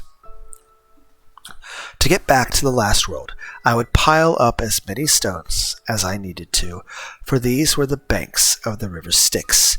Nirvana from my viewpoint as one who had lost her life in the previous world. But I'll get back, I swear. I'll get back there. Then suddenly the inside of the storehouse brightened. Someone had just turned on the switch for the naked bulb hanging from the ceiling, and then with a heavy clank, the door opened. My father appeared there. His face was like a demon's. Ah, that was right. I'd entered the cordoned-off ritual implement storehouse. I only received the right to enter the storehouse when I succeeded them as the head of the Furude family. In other words, in a world with my parents alive, I wasn't allowed to come in here. Rika, how did you get in here? How many times have I told you to never enter the storehouse? My father was in a rage, thanks to the property imprinted into one's very genes that made children tremble when their father looks at them with a scary face. I reflexively cringed with fear. He grabbed me by the back of the neck and took me outside, and then I ended up being disciplined, something I had forgotten for a very long time. My parents being here is such a bother. Just when I thought I'd been lucky they'd made it through the year of 1991, they're getting in the way of me returning to the final world. In the storehouse, I'd been shouting Hanyu's name pretty loudly, so he'd probably noticed. I would investigate the storehouse for real tomorrow, but I'd have to take extreme caution that my father didn't find me. In the middle of the night, unable to sleep face up on my futon because of my rear end swelled up from all the spanking, I bit my pillow and cried again, then thought back over what I had to do. This was my room. This was my futon. But this wasn't where I was supposed to sleep. The futon I was supposed to go home to was in the small house on the second floor of the renovated warehouse, the one next to Satoko's. But in this world, the youth group was probably still using it as a meeting place. So my futon obviously wouldn't be there. Then, what futon was I supposed to use in this world? Punishment for doing something stupid and careless, bringing the future we all won to nothing. I needed to find what was keeping Hanyu away, so I could call her here. It would take a lot of effort. For that reason, I needed to build up all my energy and get some sleep. Shedding tears was nothing but a waste of time and stamina. I knew that, but until I fell asleep, I wept into my pillow.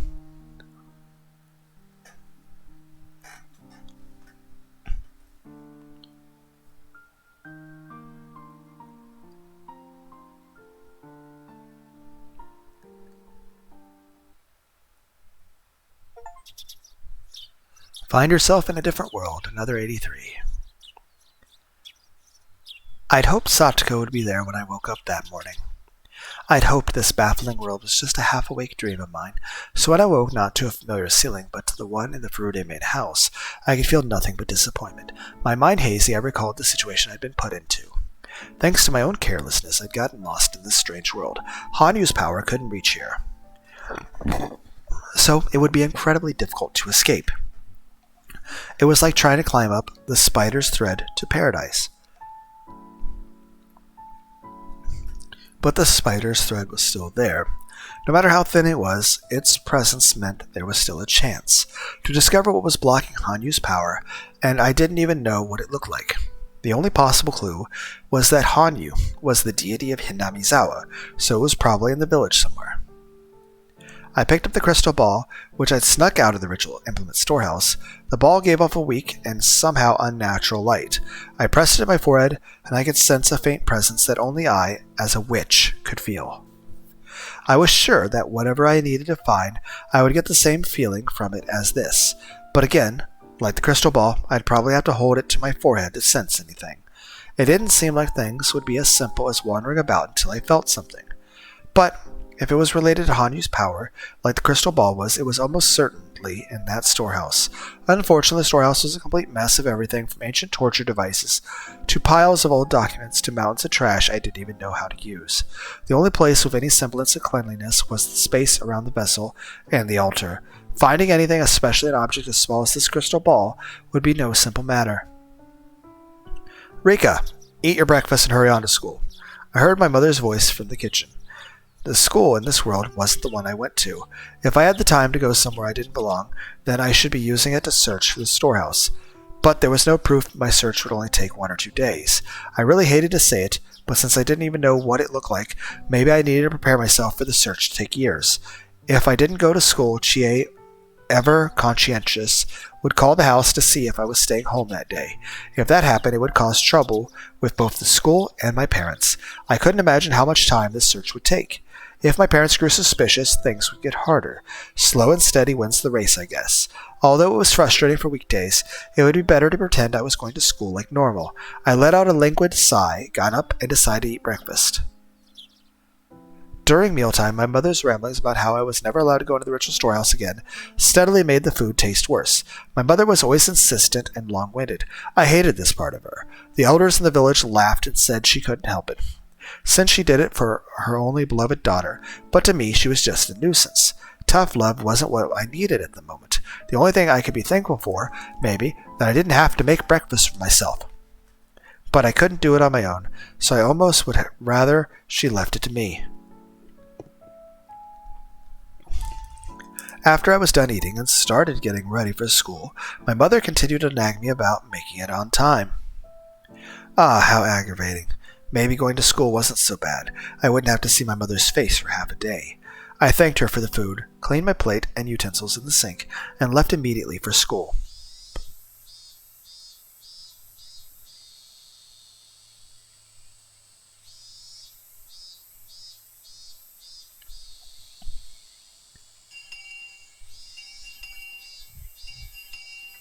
If everything was going to betray my expectations anyway, I wish class would too. But even in this world, class went the exact same way as the world I knew. I thought I'd escaped that world, and now it was repeating. Thinking that way made me feel even more listless. Normally I'd distract myself by teasing Satoko, but her seat was far away from mine. She was probably also bored with class. She didn't know what to do with herself. Satoshi, earnestly studying on the next seat over, was constantly trying to get her to focus. Mion seemed to be butting in Rhina's business too, but they weren't fooling around. It was strange, though pleasant, sight. They were helping one another learn. Actually, they weren't the only pleasant sight. Everyone in the classroom was like that. I felt like I was the only one left out. I didn't know whether my seat was in its own row because of the odd number of students, or if I had chosen this seat on purpose in this world. But it felt like my seat was separated from the rest of the classroom. When lunchtime came around, I felt even more alienated. My classmates formed groups with friends and took out their food. The club members who would always eat with me weren't here. Satoko was part of a circle of several friends, including her brother. There was no place for me to wedge myself into. Mia and Rena were sitting face to face as they ate.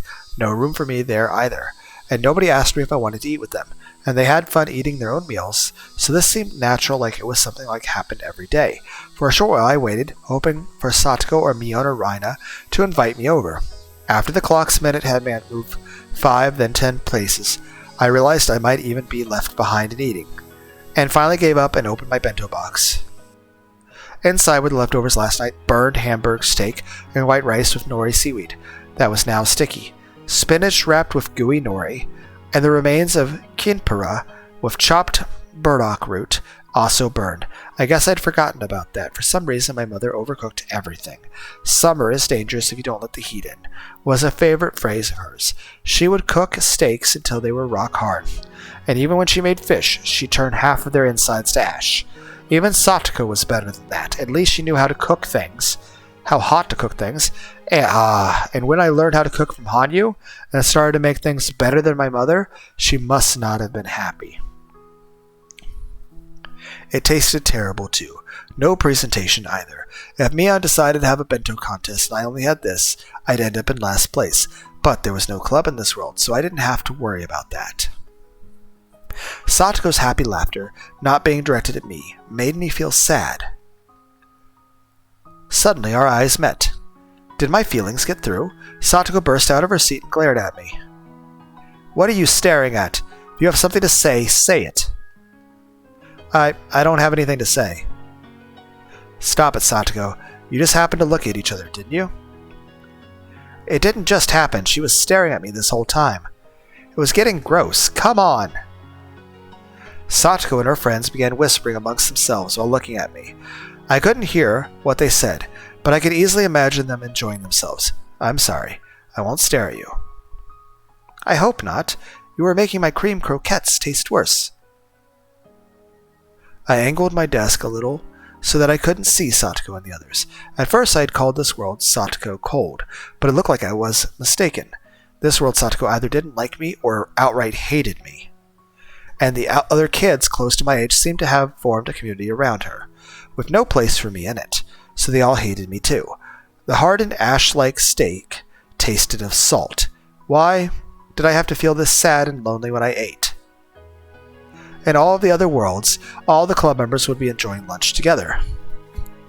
Satoko would be there, and Rena, and Mion and Keiichi. Everyone would be having fun, and spending their break cheerfully and noisily. That was when Rina came over and peered into my bento box. "Rika-chan, you have steak and spinach for lunch today. That looks good." It was clear Rina had come over to try and comfort my distress, and for some reason that was frustrating, so I didn't want to answer her. When I stayed silent, she held out an octopus-shaped sausage in front of me. "I'll trade you your spinach for my octopus, okay?" Rina, trying to be nice as I ate my lunch alone, hated by my classmates, I just couldn't accept it. I suddenly said I was going to wash my hands, then left, and in a bathroom stall I covered my face with toilet paper and cried. The tears soaked through the paper and crinkled it up, but I didn't care. This was fine. It was better if I didn't have friends in this world. I had plenty of friends in the world I needed to return to. There, even Satoko was my irreplaceable best friend, and all the club members who would never leave me alone during lunch hour were waiting for me. Why would I be sad that some Satoko I didn't know was being mean to me in a world I didn't care about? Why would I be? But despite the lies I told myself, I couldn't stop crying for a while. I decided to steel my resolve and wait for school to end. Then I'd run back home, say I was going out to play, and sneak into the ritual implement storehouse again. That was the only way I could get back to my original world. I had to try and do my best for that purpose alone. Okay, I looked in the mirror in the bathroom to see a face red from crying. If Chie saw me like this, things would probably get even more complicated. I washed my face and spent the rest of lunch break quietly in a corner of the classroom.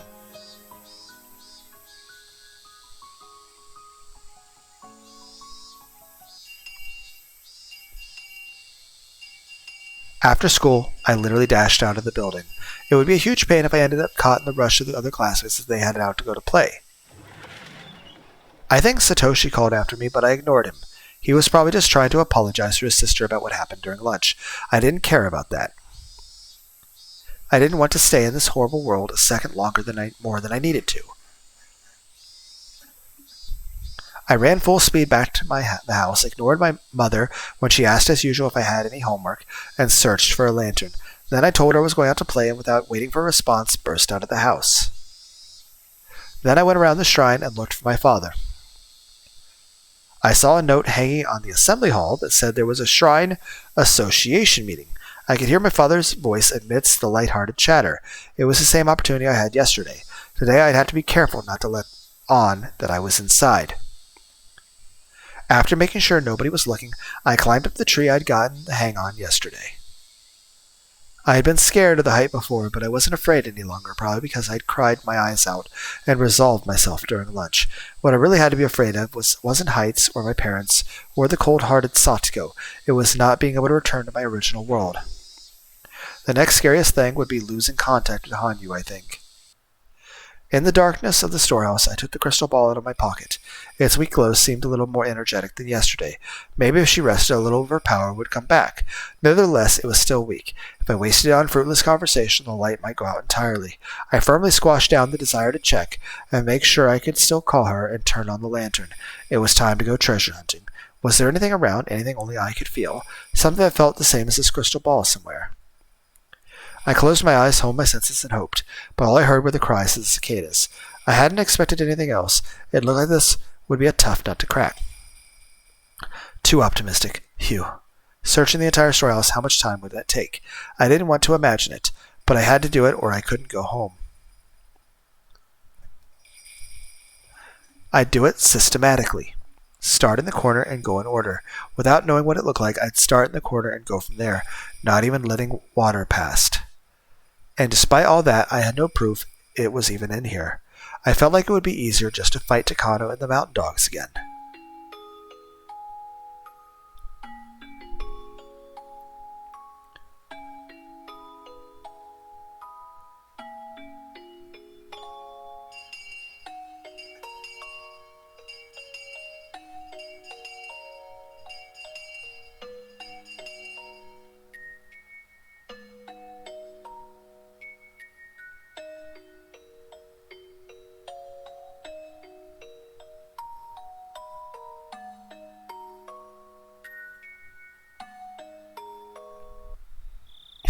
I don't think it's going to get any weaker. I can hear your voice about as loud as I could before, which means, like always, it'll only get to you weakly. I guess there was no need for us to chat. No, I think chatting is exactly what you need to do right now, Rika. Maybe. Thanks. I'll talk now. I'm pretty sure I searched the storehouse as well as I could, but I have nothing. I searched for about a week, but I don't even know what the thing I'm searching for looks like. And even if I did find it, I might have to put it down again without realizing. Honestly, this is really hard. If only I knew what it looked like, or had some proof of it was in this storehouse. Being locked in here for so long is going to make me go crazy. I understand. I know it's a very difficult search. I'm doing my best, too, to see if I can at least find out what the fragment looks like. And? Did you find anything out? Rika, in your world, fragments are interpreted as feelings. When those feelings reside in something, they become fragments. I understand the logic, but that doesn't give me much of a hint. Oh, and as for the return the fragment to this world, I think that it needs to lose its form in that world. What does that mean? Do I have to break it? Yes, and completely. If it's lost from the human world, you can send it to the world of the gods. Do you know about the law of conservation of matter? It's impossible to destroy something completely. Well, that's what I'm saying. You only need to destroy its form. Understand, Rika? Even in ancient times, people used methods like this to send things to the gods. Is it Satoko or Satoshi? Are we gonna kill people? That's horrible. I see. All right. A way ancients sent tributes to God, a way to get rid of something from the human world. You're telling me to burn it. Burn it into ash and send it into the sky? That's right. By burning something to ashes, it loses its form, loses its meaning, and vanishes from the human world. I see. So I need to burn whatever is housing the fragment. I pray that it's easy to set on fire. If it was a boulder, I'd have to throw it into a blast furnace or something. Actually, Rika, the fragment might not only be an object. It's possible it could be in a person, too. I see. Because the fragments are feelings. They might not only reside in objects. But Hanyu, if it was a person, what would I do? You're not telling me to burn them to ash, are you? I'm sure. The meaning of a human disappears the moment they lose their life. That would make sense. Corpses aren't people anymore. So if the fragment was residing in a person... Oh... I'd believed until now I'd been searching for an object, but maybe it doesn't even have to be that. I'd have no problem burning an object, but if it wasn't an object but a person, you have to kill somebody. I don't like that. I agree. I don't like this. This world. For some reason, only the bad ideas turn out to be true. I can only pray it doesn't turn out like that. If only bad ideas turn out to be true, then I could take advantage of that and search there first. If it was a person, they'd be closely connected to Oyashiro-sama, right? Yes, most likely. Is it possible it's me? No, it isn't. If you were the fragment rejecting me, you wouldn't be able to talk to me right now. Which means next is my father, head priest of the Fruited Shrine, and my mother carried the Fruited Lineage. If it was one of them, I'd just have to kill them, right? Oh...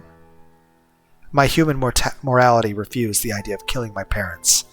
But that was nothing a world-crossing witch needed to think about. For someone with a true world somewhere else, this was a false world, meaning it was the same as a dream. Murdering someone in a dream was no different from doing it in a delusion or a daydream. I have to go to the bathroom.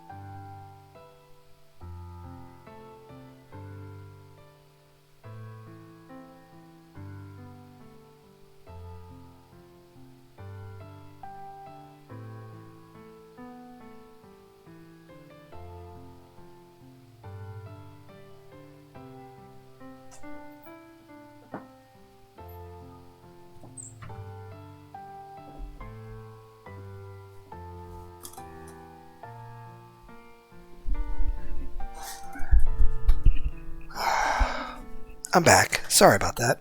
I had to go to the bathroom very badly and couldn't hold it. That being said,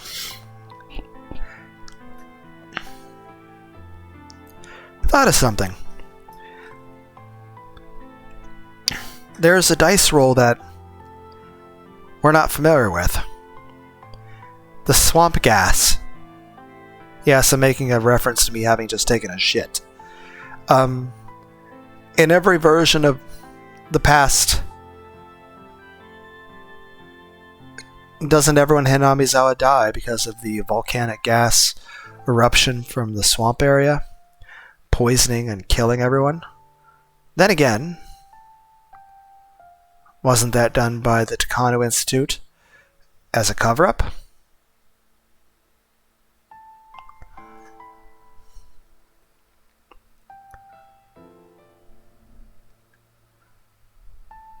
Will there be a great disaster? There was nothing to consider about committing sin in this world. Hanyu was making the sad ow noises, so I told her how I felt. Stop being such a hypocrite. Would you rather give up on returning to our original world? Oh, you're a coward. You're going to force me to dirty my hands while never dirtying yours? Convenient, isn't it? You can blame it all on one person. Nobody else will be marked with sin. I'm the perfect human sacrifice. I felt those words were a little harsh on Hanyu. For a short while she remained silent, not saying anything, but her breathing made it sound like she wanted to say something but was hesitating. I want to go back to the final world. Rena said this once.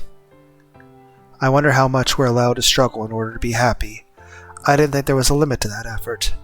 But Keiichi changed that. There was no limit to effort. But you have to talk to a lot of people to get their advice on whether your efforts are misplaced or not. That's why I was talking about of Hanyu, the only one who shared my current situation. And Hanyu said that if the object possessing the fragment was a person, I had to kill them. I would want to avoid that, of course, if there were any other way. But if she said that was the only way, then I wouldn't hesitate. That was all. I want to go back too. Yeah, me too. I'll be praying that the fragment isn't held by a person. Please do. I will too. And I apologize, I was too hard on you. All you can do is look for clues and keep my spirits up, so I don't get discouraged. I didn't understand how annoying it must be not to be able to look for the key yourself. It isn't as hard as it is for you, Rika. The only thing I can do is at least be here to take care of you, to care for you, so that your heart doesn't tire out. Thanks. These idle chats with you are the most enjoyable thing about this world. It's like I wake up from the nightmare for a few minutes. Oh, I see. I sort of understood why she said chatting could be important. Hanyu was the only one I could talk to from my original world. If I lose contact with Hanyu, maybe my very connection to that world would weaken, and my memories would blur, and that would simply give birth to a miserable, broken-hearted girl, living a delusion that this world wasn't the one she belonged in. Leave it to me. I swear we'll go back there together. You keep looking around for any clues you can find. If there's any developments on my end, I'll contact you again. I understand. Rika, hold it together. Go for it. Yay, remember? Yay. I couldn't hear Hanyu anymore. The crystal ball's light grown weaker than ever, but as long as it had its otherworldly glow, then I could keep believing this wasn't the world I was supposed to live in. Before I might have shed a tear or two by now, but all the tears I could cry had dried up. I gripped the crystal ball tightly, savoring the cheer Hanyu had given me. Do your best. Go for it, yay. I moved over to a spot with a pile of old documents. If it could interfere with Hanyu, it had to be related to the legends of Oyo Shiro-sama. So maybe I thought a clue would be written in one of the documents in that pile. Maybe even if the thing I searched for wasn't in here, I could find a clue to it instead. I took a few documents from the pile and packed them into the knapsack I brought with me. I could read some, but couldn't understand any of the others. If something important was in one of the indecipherable ones, I would have no way of knowing. But I shouldn't think about that right now. I pulled out the few documents I could read and decided to read them in secret at school and in bed. As I went in and out of the storehouse, the chances of my parents finding out increased. In that sense, this would lower that risk, which made it a little easier for me. Maybe parents did understand their children best and would be the first ones to help them, but that was when they were normal, and not a witch like me. If their daughters started babbling about not being from this world, they'd probably tie her down and summon a noisy ambulance. If I were a little more cunning, I could flatter my parents and put the work in to make this world a little more bearable. But the more I thought about this world not being the one I lived in, the more apathetic I felt towards interacting with those who were here. That was probably why it seemed like I was being more and more isolated in class. Of course, maybe you could say that was my own fault. That was kind of world this was, at the moment I arrived. I won't dare let anyone say that this is my fault. Of course, not a single person could tell the difference between Rika Furude and me anyway. Who is me? The me that isn't Rika Furude. Who is she? I came around to a quiet electronic beep. I looked at my watch and noticed it was already evening. Being in here made me lose track of time. The other day I was out way past curfew and was scolded for a long time. The alarm on my watch was to prevent that. Letting my relationship with my parents grow any worse would make everything else more troublesome. I should call it quits for today. With practiced motions I climbed the bundle of chains and headed through the exit in the roof.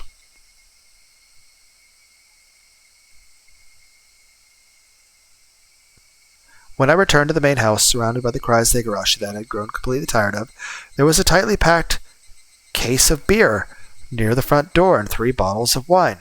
The beer case was probably for a drinking party at the Shrine's Assembly Hall or something. My father didn't drink beer because he liked it. So I knew it had to be for the Assembly Hall.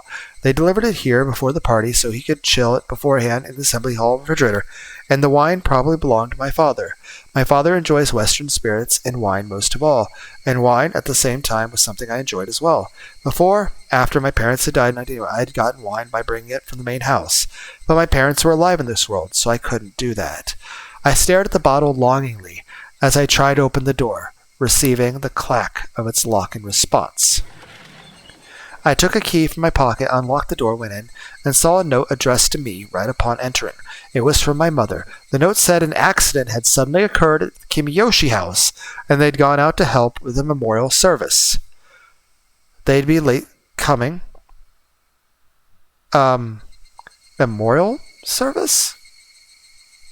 Does that mean somebody died? They'd be late coming back, and so on and so forth. Written as a postscript was a notice that the brewer would be bringing alcohol and to take it inside from the front once I got back for them. I see, that must have been referring to all of this. If the person had come while I was here, I could have told them to put it inside, but I couldn't bear to see them outside like this, so put here before I got back. And it would be a pain if my mother started rambling about me being inconsiderate later. I made a sour face, not caring who saw, and pulled the case of beer through the front door. Next, I stood before the wine bottles and solidified my thoughts. Couldn't there have been a slip-up with the order? It was a brewery in a small village. If my father called to say he ordered one more bottle, they'd probably bring over one without a second thought. So what would it matter if one of these disappeared? I always dilute it before drinking, so I'd be able to enjoy one bottle of wine for a pretty long time. Despite being in the entrance, I belatedly looked around, grabbed a bottle, ran to my room, and I pushed it in the winter futon in my closet that I wouldn't use for a while. Actually, my parents live here too, so I won't have many chances to drink. I ran to the kitchen, grabbed a glass, ice, a corkscrew, and a carton of orange juice, and then ran back into my room. I put the corkscrew on the wine bottle and was overwhelmed by the urge to wet my tongue with the nostalgic flavor as soon as I could. How was I supposed to survive in this world without enjoying a good wine? I poured some into the glass, and just listening to the orange juice splashing in to fill up made my mouth water like a dog. Okay, I think you have a problem, Rika. If I dilute it this much, it'll look just like orange juice from the outside, but it was the nostalgic flavor that belonged to my world. At one time, this had been the flavor of my tears of defeat, shed for the unbreakable June of 1983. But now even those tears of defeat felt sweet and tender. Those dead-end worlds were very painful. But I was still surrounded by my kind friends. I had the leeway to choose to surrender to Kano and to continue lazily living in that infinite loop. But even that warmth was absent in this world. This made a week now since I came here. With no prospects of returning to my previous world, I had resolved myself to staying here for a long time. But a weekend had already driven me to drink. It'll be fine. Those worlds had driven me to the same state, and I still managed, lazily doing my best as I soaked in wine, right? I needed to be released from this Rika Furude quickly. Nobody in this world would understand that, even if I explained it. That meant I had no allies here. If I told someone, they'd think I'd gone crazy, but considering this world's Rika Furude, that was only natural. This world's Rika Furude was a dour girl, without a single friend, and one day she'd been hit by a ball in the schoolyard and started saying she didn't belong in this world. If that big Dr. Yamamoto heard about this, he'd probably make a big huge fuss about the impact caused by brain damage. But that would make the most sense to the people who live here. At the very least, until I arrived, Rika Furude was Rika Furude, the correct being for this world. Maybe it was more appropriate to say that one day I, someone different from this world's Rika, appeared and took over Rika's body. Yeah, again, are we killing the other Rikas? Right, am I not Rika Furude? Here's the thing, when we're, again, are we prestiging? The Rick and Morty joke? Well, no. This world's Rika Furude was just this world's Rika Furude of different beings. So are we killing all the other Rikas when we take over their world? I'd simply been interpreting her as being the same as me, even when I was in different worlds until now.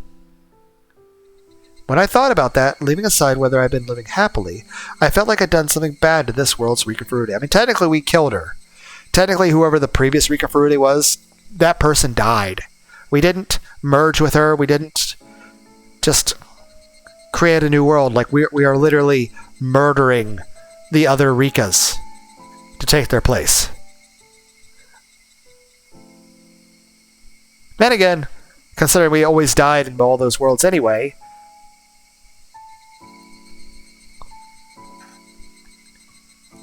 of course, it was too late to apologize now, and I couldn't give this body back to her anymore.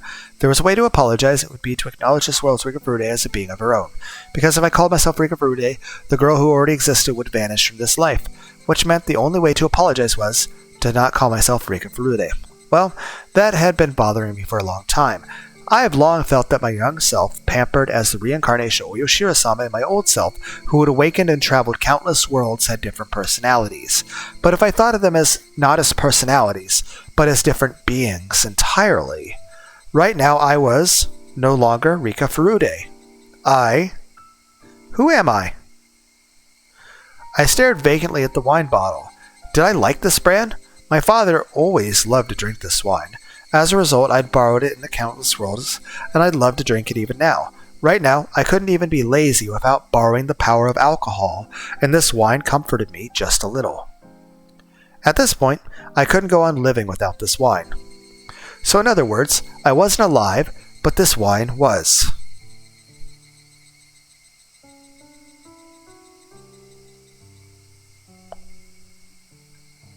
Which meant I wasn't Rika Furude and that I was the wine. I stared at the Western letters of the brand name written on the wine label, which I didn't know how to pronounce, and thought to myself that it was the name of me. My name is Rika Furude. No, not that. But this. Bernkastel.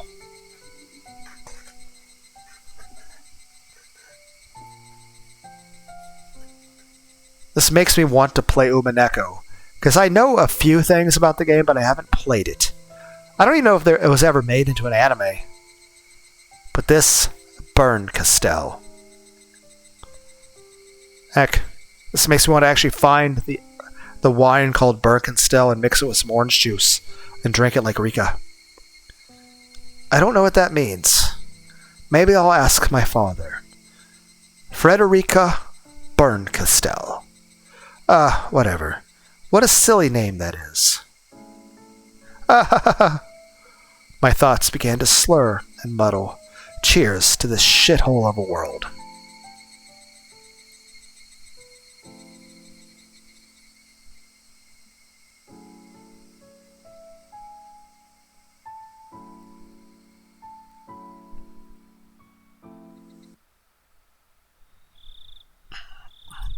Thank you for making my food all the time. Nipa. What's this all of a sudden? Mother's Day was a long time ago. As I thanked my mother and patted her shoulders, I brushed her head. It was all a show, of course. If she had the same power inside her as Hanyu, then by touching her like this, I'd be able to sense it, even if it was few. So are we doing this just to sense if she's got energy inside her, and if that's the case, then we kill her? to release the energy? That's fucking dark. If I did feel that power from Mother, could I kill her on the spot? I wouldn't hesitate to kill, but I couldn't say I wouldn't hesitate right here and now, because I would rather she not have the power inside her, and at the same time, I was uneasy about what to do next if she didn't. My mother laughed while I got tickled, but contrary to what she thought, I was carefully checking if I needed to kill her. Thank you. You've made your point, so please get off. It tickles. My mother told me that was enough, smiling in a way that was not as dissatisfied as the words implied. It's almost like your mom liked, her child expressing affection. Like, oh, you love your mom. Even after being so scrupulous about touching her, I couldn't feel any trace of the power. My mother wasn't the one who held the fragment, and I'd already felt my father's head. It wasn't him either. If it wasn't either of the two people closest to the legendary Yoshiro-sama, then it was improbable the fragment was in a person. It was a happy thing not having to kill anyone, but that meant one of my clues was now meaningless. That said, even though the possibility was unlikely, I'd still have to touch the heads of other people in the village every chance I got, just to make sure. And at the same time, I had to continue my deciphering of the pile of documents in the ritual implement storehouse. Whichever I was supposed to choose, the labor of reading through the entire mountain or the sin of killing someone, I was going to need much more than a little time.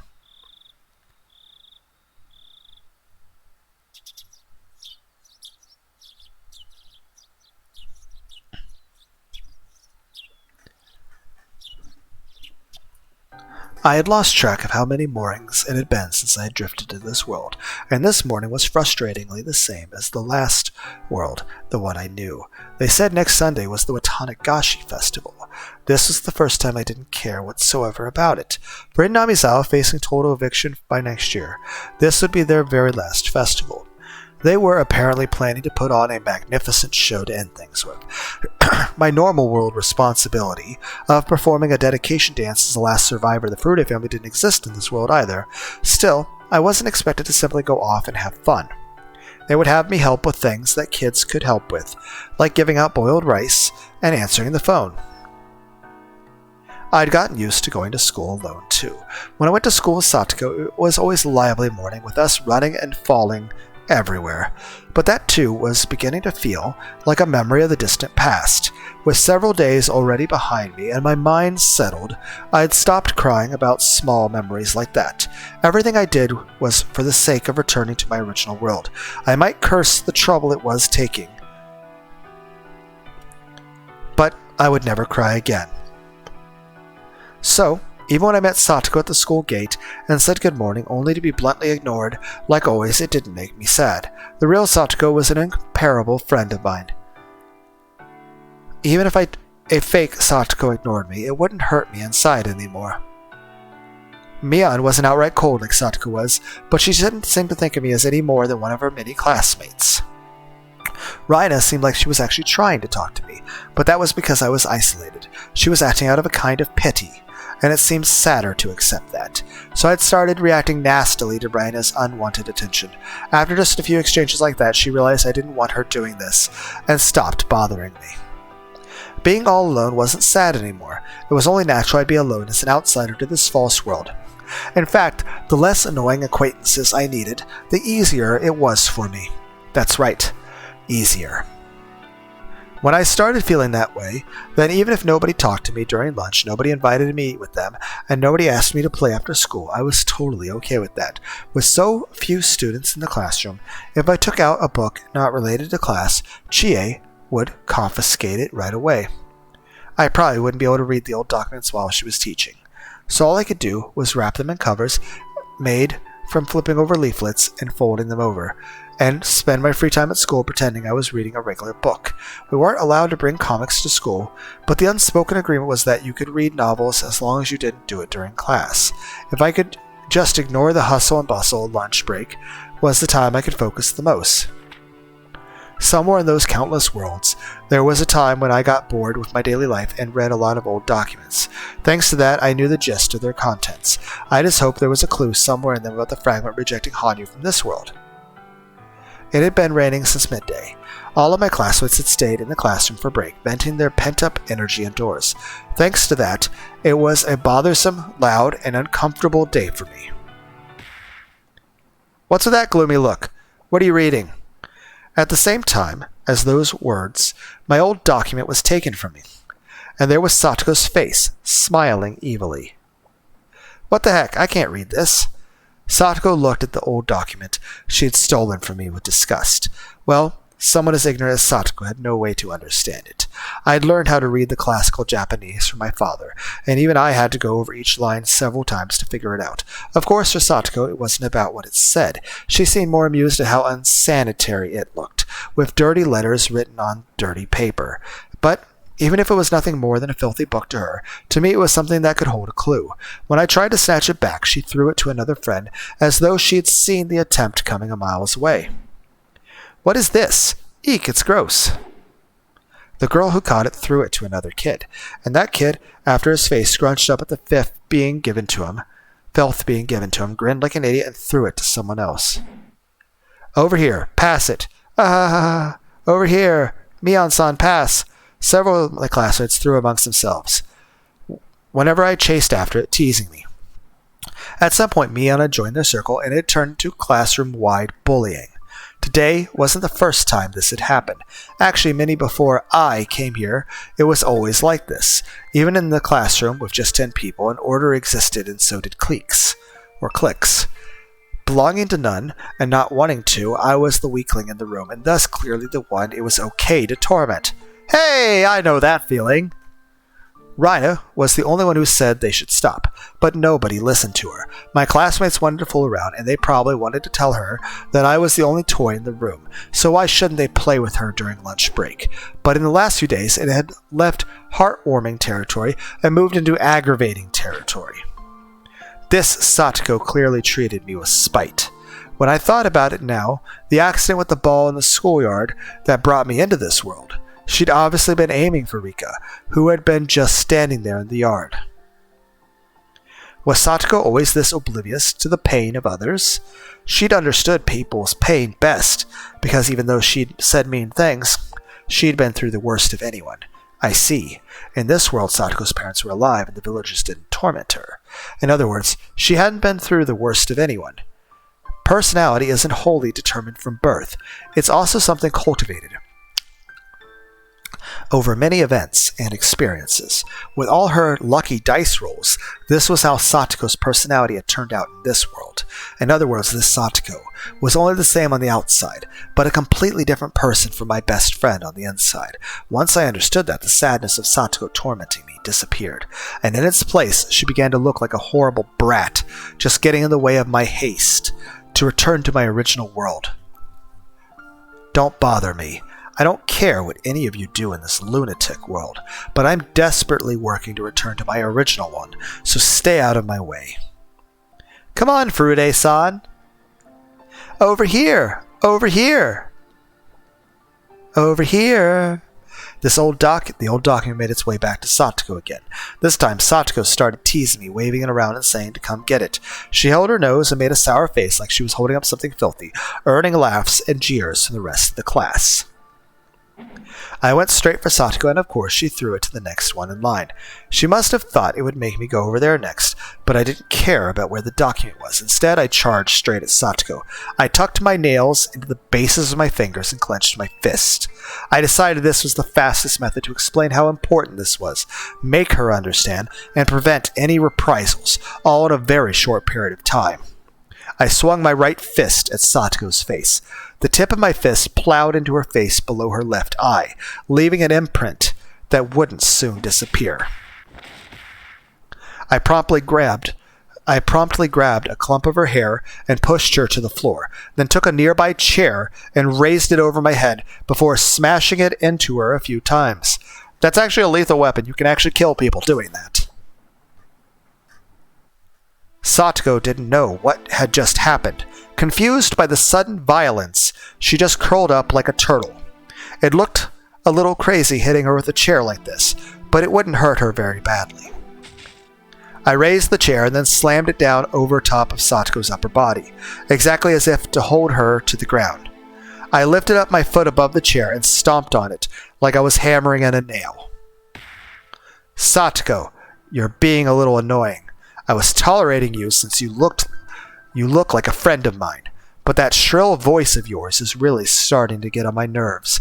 If you come within 1 meter of me, I'll punch you right away. No excuses. Hope that's all right. Hope that's all right. Hope that's all right. Are you listening?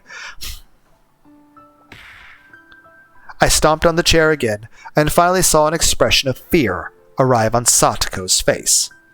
I knew this was the best answer. When given the chance, I had to give it to her straight. But it made me mad. It was the last one in the world who wanted to see Satoko looking like that. I was the one forcing her to make that expression. It made me sick, but it was fine in the end. This Satoko wasn't the one I knew after all. The one day I'd leave this world for sure. Even if I killed her on the spot, it wouldn't have anything to do with the Satoko of my world. That's why I didn't hurt inside at all seeing her look at me so terrified. Come on, give Rika-chan her book back.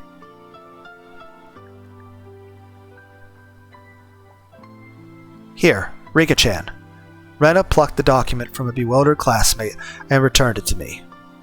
So forgive Satoko-chan, okay? You went a little too far. Then stealing my important book and cutting in my precious reading time wasn't going too far. That isn't what I meant. You don't have anything to do with this, so step aside. I just wanted to get this back. I kicked the chair over, indicating to Satoko that she had been released. But even that action made her so scared that she was frozen in place. I didn't waste time going back to my own seat.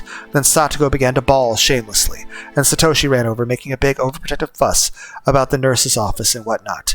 The noise quickly reached the faculty room, and Chie and the principal soon burst in. Are you alright, Satoko-san? This might leave a bruise. Satoshi-kun, please take her to the nurse's office and have her rest. I'll call Yamamoto-sensei. While Chie was talking, the principal must have asked Mion what had happened in the classroom. Mion spoke to him in hushed tones, glancing my way. She was probably saying she had no part in this. Nasty Mion might say that. She didn't betray my expectation. The principal came over to me and told me to come with him to the principal's office. This usually happens when a bullied child happens to bully back, a side effect of the bullying perhaps. I was seriously fed up with everything, but my goal had only been to scare Satoko off from bothering me ever again. Now that I'd done that, I decided I needed to calm the situation down.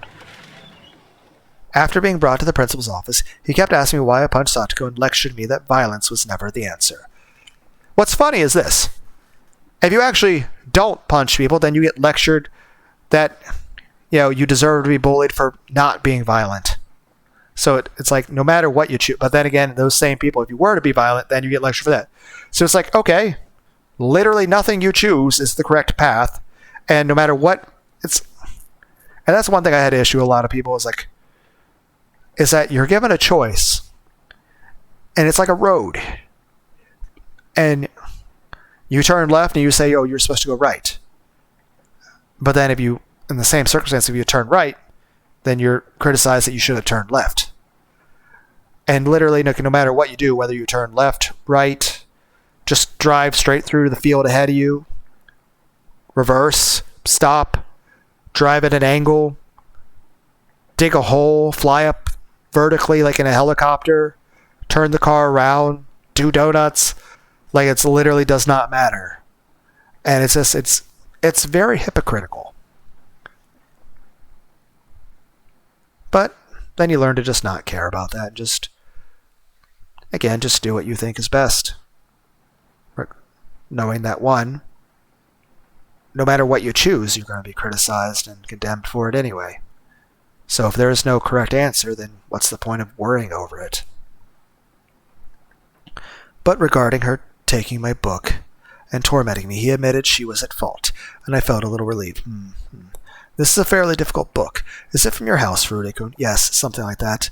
I don't dislike classical Japanese, but this one seems fairly difficult. Can you read this? If I couldn't, I wouldn't have been reading it. Wahaha, you do have a point. Would you mind telling me a little about what's written here? His behavior wasn't one out of... His behavior... Was he trying to... Is he trying to see if I'm actually able to read it or not? His behavior wasn't one out of interest in the book, so much as an act dripping with pity, like he wanted to ease the mind of someone alienated and bullied in class a little. Oh, thank you. I appreciate that. Accepting that would do nothing but further amplify my current unhappiness. But it would help your circumstances, so you should play along. I don't want friends anyway, and I don't want you to be my friend either, Sensei. May I leave now? I want to continue reading as soon as possible. Furude-kun, it's good to read books, but don't you think you should play with your friends once in a while? My friends are someone else far away. They're not here, so I don't care. Does that hand hurt at all? Huh? Oh. I didn't realize it until the principal pointed it out. I must have scraped the skin on my hand when I punched Satoko as hard as I could. A little bit of blood was seeping from my right fist. Yamamoto-sensei is in the nurse's office, so go see him. And get that bandaged up. I will. Furude-kun, school isn't only for studying. It's also for making friends. I'd like you to take that, too. Excuse me. I gave him a quick curtsy. This world's principal wasn't the principal who was allowed to lecture me, so I didn't have any desire to listen. On my way to the nurse's office, I passed the classroom. I met eyes with several students inside, but they immediately looked away. Humph. Maybe this will work out. I'm more comfortable with them being scared than teasing me. When I went into the nurse's office, the doctor was just putting a big piece of absorbent cotton, under Satoko's eye. Chie, who was with her, looked at me and then walked over with a scary look on her face. Okay, you two. Satoko-chan apologized for taking her book, and Furude-san apologized for punching her. Satoko, who had been scared and weak in the face of the sudden violence earlier, must have calmed down since she now looked dejected. She looked like it didn't make sense to her, how she was only teasing me a little, and then I suddenly went crazy for no reason and hit her. If she was like that, there was no way she would apologize first. Of course, I had no duty to apologize either, so I wouldn't apologize first. Come on, both of you. You're going to stay here until you apologize to one another. Chie yelled at us, clearly making a sour face.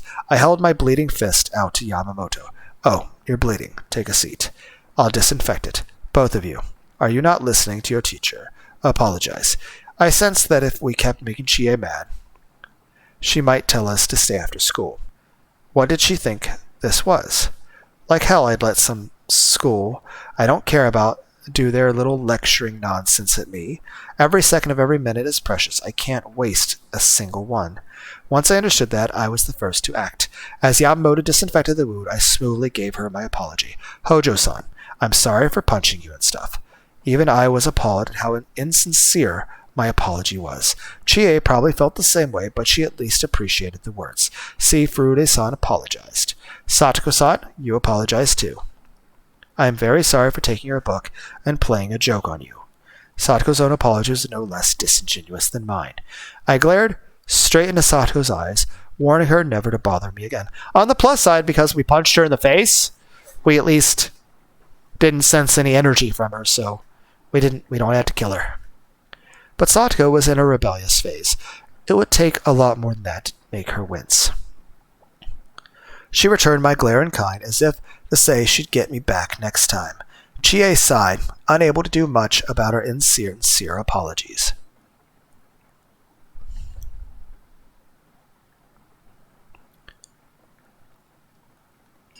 And then the bell signaling the end of the lunch break rang. Satoko-san, let's go back to the classroom.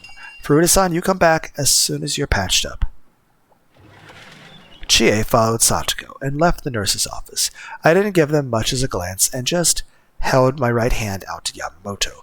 The stinging pain of the disinfectant was somehow weak, and the hand receiving treatment didn't even feel like my hand. I suppose it wouldn't. It's Rika Furude's hand, not mine. Everyone must feel lonely that school is ending next year. Aren't you? No, not really. After living here your whole lives, your homeland will sink into a lake. That has to be sad. I understand how you all feel. That must have been Yamamoto's interpretation of the strained atmosphere in the classroom. If he was convinced of that, then maybe it was fine. It didn't matter to me. Even you had a lot of friends until not too long ago, but everyone you got along with happened to transfer schools at the same time. I'm no stranger to how sad it feels to suddenly be left all alone. Friends I got along with Tomita-kun, Okumura-kun, and the rest, of course. You always spent time with the boys since you got along with them, didn't you? I think they were pretty partial to you as the only girl in their group, though. I see. Even Rikafurude had friends for a while in this world, and thanks to a stroke of bad luck, they all transferred out together and left her behind. But they're not your only friends out there, right? I understand how lonely you feel, and you may only know them until next year. But I think it would be good for you to make friends with the other kids in the class and enjoy your time with them. I don't want to get close to them. My real friends, as you said, they went far away. Very, very far away. All I want is to go there. When did you start talking so much like a grown-up, Rika-chan? I guess I just feel like it. Ever since you got knocked out by the ball the other day, I feel like your expressions have grown darker. I'm worried about you. I didn't know how close this Yamamoto man was to Rikafurude, nor how much of her he knew. But judging from his words, he seemed to be the kind of adult who understood children's feelings, just like Eri in the previous world. When that ball hit her, I think Rikafurude died. Haha. If that was all it took to die, nobody could play dodgeball. If you died back then, wouldn't that make you a corpse? Yamamoto laughed a little, but not completely to tease me. It was just to urge me further along. And so Yamamoto wasn't just the doctor at the nurse's office, but a mental counselor for students at a susceptible age. It looked like he wasn't Eri's replacement for nothing. For some reason, I felt like opening up a little to him. Maybe it was because he didn't exist in the world I knew. Right now, everyone who was in the world I knew, no matter who it was, made me uncomfortable. That was why I felt like opening up specifically to someone who wasn't in that world. After all, Yamamoto probably thought I was just a girl hitting puberty. Whatever nonsense I spouted, he would nod and agree. I'm not the Rikafurude you and the others know. What does that mean? Who are you then? For now, I've decided to take the name Bernkastel. If I called myself Rikafurude, it would be rude to the person who originally had this body. Bern? Ha ha ha, a German name? It's almost like you're a space alien. Where did you come from? From a different world. If I had to compare, it's like a world of what-ifs. It's still Hinamizawa, but its history and composition are completely different. In this world, they moved forward with the dam project, and the villagers decided to leave. But in my world, it's different. The villagers stood up together to defeat the project, and then the government froze it indefinitely. That's the kind of world I came from. Then the Hinamizawa you came from won't end up underwater. That's right. Even after 1983, we would keep living there peacefully. Sounds like a nice Hinamizawa. I've taken a liking to this area as well, so the eviction is really painful for me. I suppose I'm jealous of the Hinamizawa in the world you say you come from. Could you tell me more about the one in that world? The first step in counseling was to agree to whatever absurd story the patient came up with. If I didn't know that piece of trivia, I might have teared up at Yamamoto telling me to continue. But I couldn't resist the temptation to keep going. He encouraged me and I kept talking. In that world, there was a big protest movement we called the Dam Conflict, and it took years for them to withdraw the proposal. And through that conflict, the villagers came together. Everyone got along. All the students were friends, and we even had transfer students come in from outside the village. And we made a club where we played games, with Mion as the president. While Satoko was very unfortunate, she was good friends with me. And then, poor Satoko-chan. Why did the village have to bully her like that? If everyone was happy, they shouldn't have been mean to her.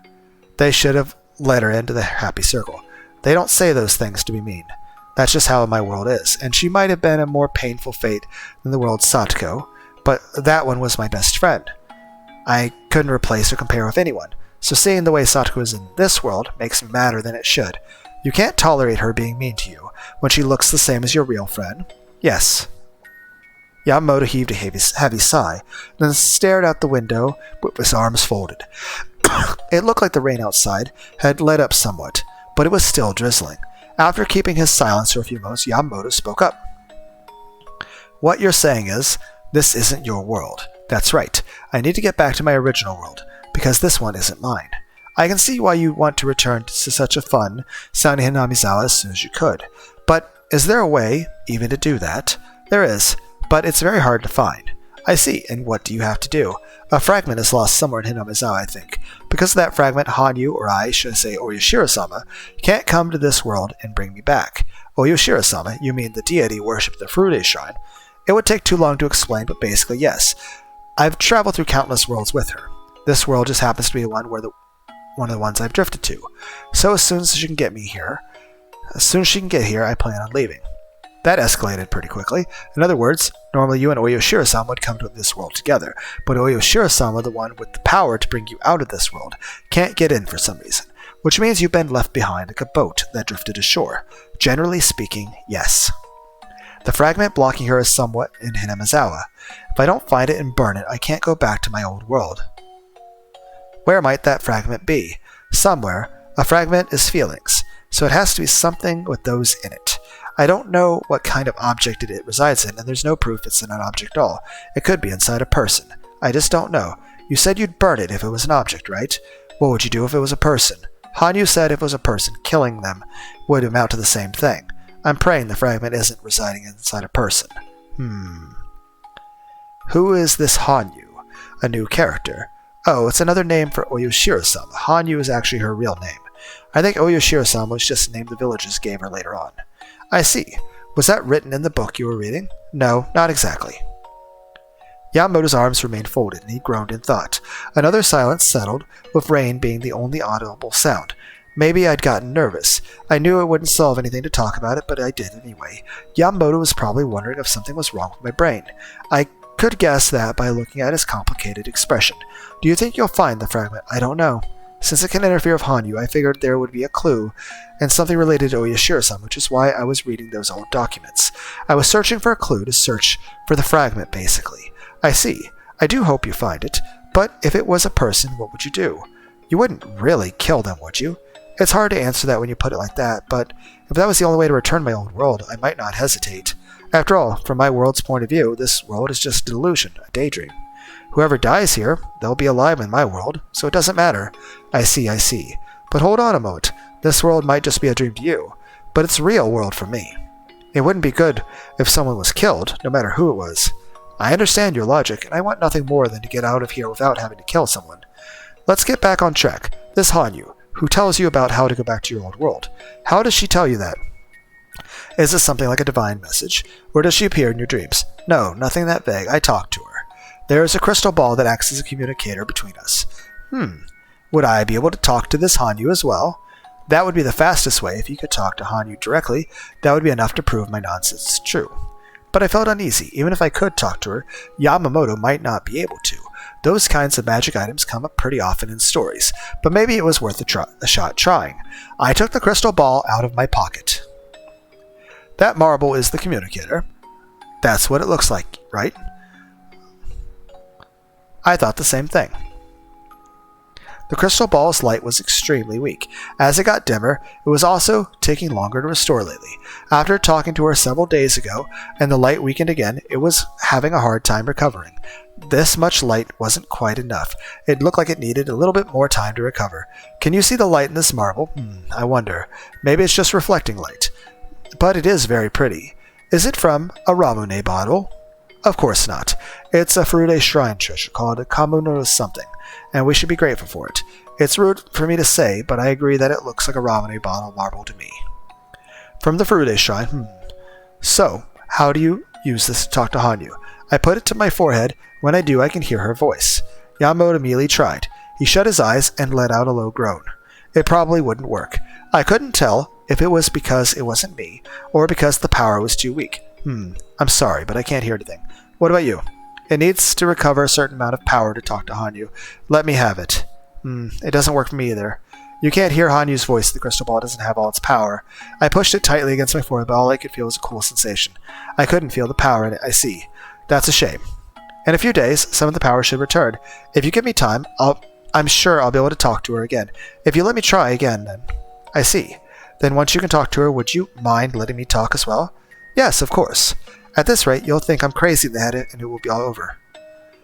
It would leave a bad taste in my mouth if I didn't clear up such a rude misunderstanding.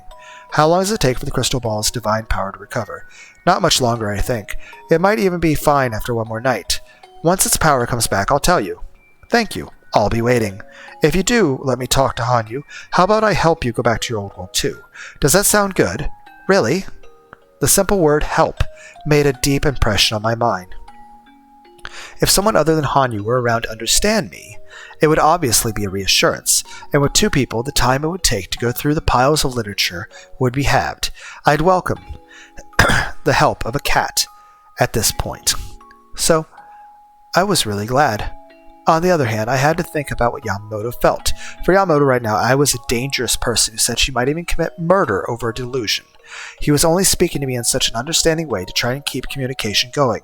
It didn't mean he actually believed me. But if Hanyu and Yamamoto could talk, it would clear all those fears away, and then he'd have to believe me in the supernatural phenomenon of Hanyu and me. But the real world didn't usually work out that well. After all, even if I made Hanyu talk to him, it could end in the way it always does, with Yamamoto not hearing anything. I could convey what she was saying, but he wouldn't believe it. But that didn't mean I had the option of not trying. I wouldn't give up before doing it. I'd try everything. Wasn't that the lesson I'd learned from the 100-year journey? Promise me, if you can talk to Hanyu, you have to believe me, even though all she says is ow ow and doesn't really act like a god. I promise, if you let me talk to Hanyu, I'll believe your story. But if I can't talk to her, what will you do? I didn't actually think he'd reply like that, and it confused me. What do you mean, what will I do? I promise to believe your story if you win. Then why not promise me that if I win, you'll believe my story? That sounds fair, doesn't it? What story do you want me to believe? Well, I could imagine it without having to ask. He'd probably tell me to go to a largest hospital and have my head given a proper look at. Of course, there's absolutely nothing wrong with my head, so it would come up with 0 results. When that happened, maybe they'd say I needed to take care of my mind and give me some psychotropic drugs or something. I heard this from Rena once before. There's a drug that makes you incredibly lethargic, unable to do or even think anything at all. Dangerous patients think terrible things, and sometimes actually do them. The drug stopped that from happening. If they made me take that, it would be the same as killing me. It might seem like a fair condition, but it looked to me like the scales weren't in my favor to begin with. I shouldn't have told this stuff to a man I barely knew. After all, I began to regret my decision. Could I fool him and said it was all a joke? Did you believe me? Nipa? If that was going to be my last resort, I could use it if my attempt to have Yamamoto and Hanyu communicate failed. I couldn't abandon the possibility that Yamamoto could be my ally without trying first. Then I'll keep a slot open tomorrow just for you, Rika-chan.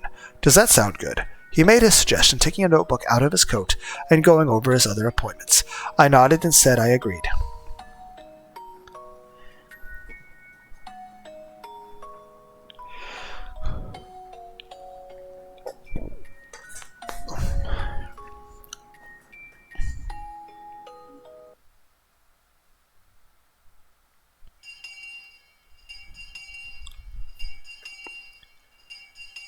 Rika-chan, do you have a moment? After school, I was about to head home before the rain started up again. Satoshi called out to me. I looked up and saw Mion and Rina with him. I'd been stopped by the other classmen brigade. Their expressions weren't exactly gentle ones, and I suspected I was in for some sort of punishment after what I did during lunch break. Do you need something from me? Yeah, we wanted to talk to you a little. About lunch break? Well, that too. I'm sorry for hitting Satoko with the chair and stuff. I spoke the words fine, but didn't bother to hide my glum attitude. Please don't be scared, Rika-chan. We're not here to scold you or anything like that. Then why are you... Well, I'll say it straight.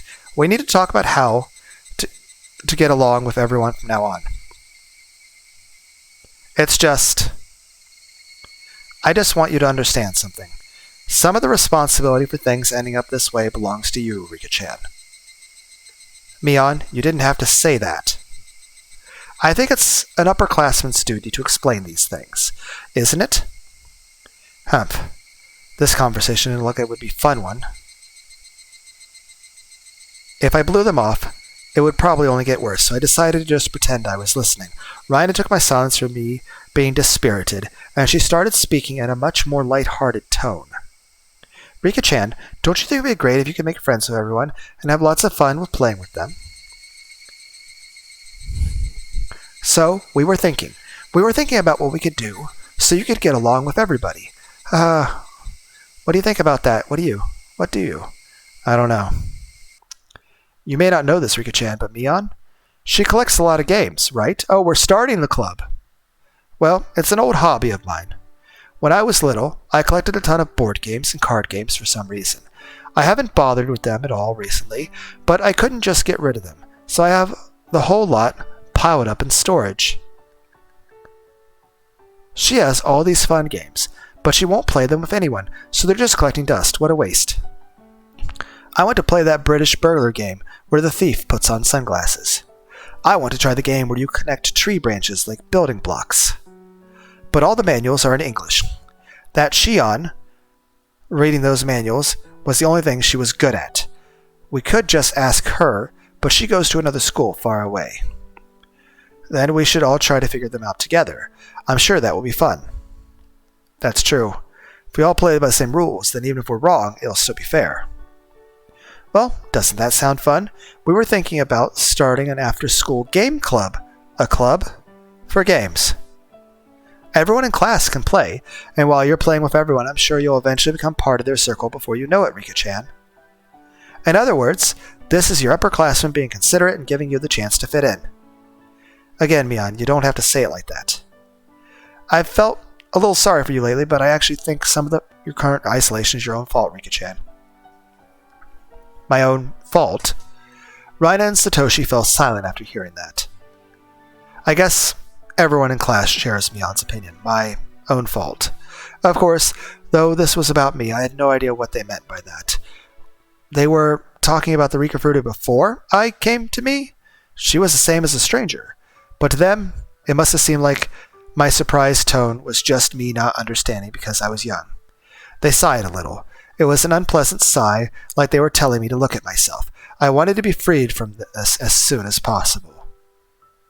Before everyone moved away, Rika-chan, you were kinda like a princess, weren't you? I was? A princess. Yep. A princess. Rika-chan, you were like a princess to the group boys. You had them wrapped around your little finger. You didn't even need to do anything, you just let them act for you. Do you remember Tomita-kun and Okumura-kun? They seemed to like you a lot, so they do whatever you told them to. You just sat on your reputation unconcerned. And you do things like make the boys who liked you compete so you could always get the best deal, like a war profiteer. A lot of kids didn't think that was very fair.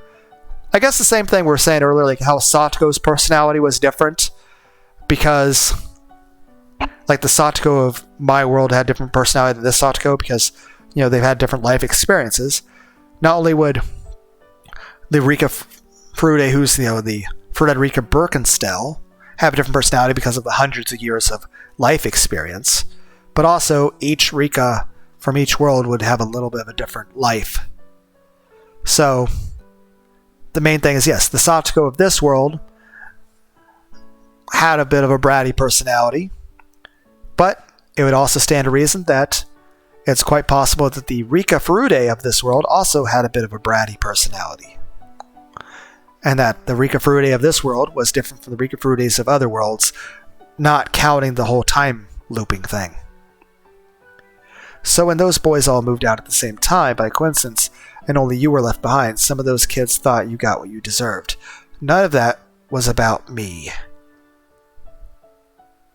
Rika-chan, we're talking about you. Please listen to what Mi-chan is saying. I am. No, you're not. Rika-chan, you think it doesn't have anything to do with you. Am I right? Whether Rena or Raina, she was still just as sharp about the weirdest things. I wanted to believe it was just a wild guess, but she had hit the nail right on the head. Raina, you stop too. I think Rika-chan has thought about it enough already. I wonder. She still hasn't said so. It seems to me like she didn't realize it until we told her. Come on, stop it.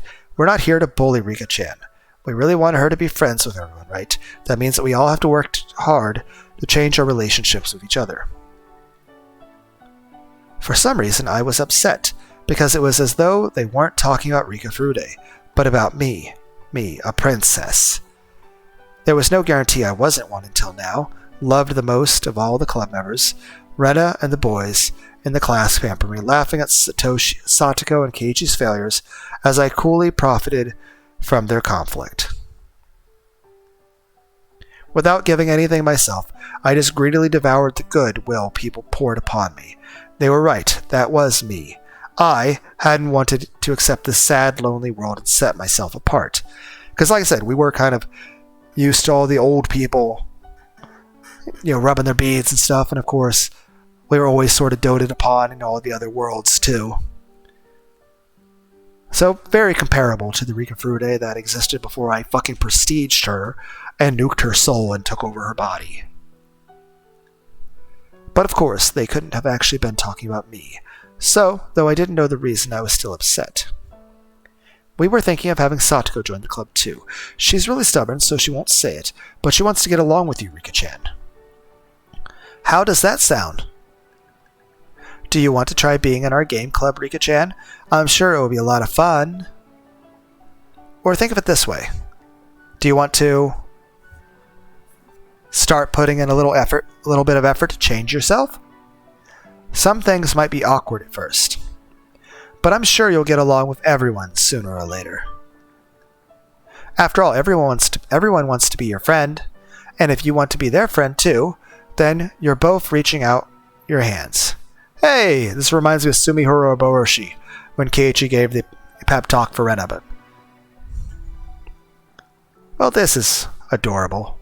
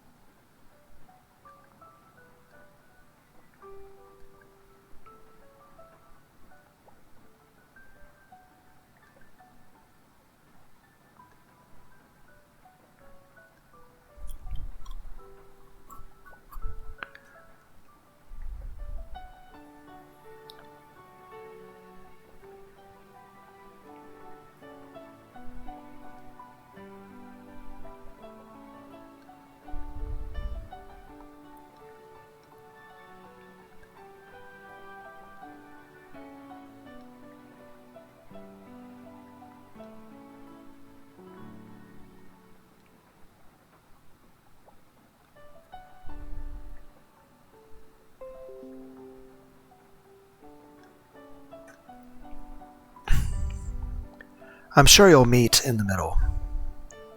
And look, we're already reaching out to you. All you have to do is grab hold, Rika-chan. I felt like Keiichi said something a lot like that in some other world. The one where Rena killed Teppei and Hojo. Well, and Rina. Which is actually the last game I played at this. So we're doing chapter 7 and 8 after Rei and Ho. Those words probably made Rika Furude really happy. But that wasn't me. All this only applied to the Rika Furude from before I possessed this body. For me, this world was fake, a dream world. And besides, I was in the middle of a hunt. I didn't have time to hang out with them. But they weren't faking their feelings for Rika Furude, and I found myself without an answer, at a loss for how to respond to them. We're sorry, Rika-chan. To tell the truth, when we went to wash our hands, and you were talking with Yamamoto-sensei in the nurse's office, we might have overheard you a tiny bit. Rina gave me an apologetic look. I never thought others would be listening to that conversation, which must have sounded like garbled nonsense to anyone from this world. I'd understand if it weirded them out, and they didn't want to come near me, but I couldn't quite understand why it had resulted in this. The world you were talking about, Rika-chan? It sounds like a really fun world, where everyone gets along together. You said you wanted to go back there, right? Rika-chan? So we talked, and thought about how we could bring you back there. Still, it's not like we can call back Tomita-kun Okamura-kun now that they've moved. Yep, I think everyone wants to go back to that old world, but I think that's definitely impossible. Huh? That startled me. There was no way Rina knew about me and my old world. Even still, her words felt full of meaning, and they echoed in my heart. You can gather all the fragments of the cup together, but they're just fragments. Once it breaks, it can't go back to the way it was. But there's more than one cup. It's a shame the cup broke, but you can always look for another one. But if you look down at the broken cup forever, you'll never ever find it. That being said, guys, should I get the phone book? We can call Kiichi. Also involve him. They'll be like, how'd you get this number? Who is this? What's a Hinamizawa? Hinamizawa. Here's what we mean, Rika-chan. You can't get your good friends who moved away to come back here, so you just have to make new friends who are just as good as they were. I think a world like that would be really close to the one you came from, Rika-chan. It wouldn't be exactly the same, of course, but I think it's as close as you're going to get. And by doing that, you can make even stronger relationships than you had before. Why do I feel like the appropriate response at this point would be for Rika to basically lunge forward and give, each of them a very big hug, and probably cry a bit? Maybe I'm just too sentimental. Then again, in real life, out there in the world around other people, I tend to be very stoic, and, I tend to not really express a lot of emotions in front of people.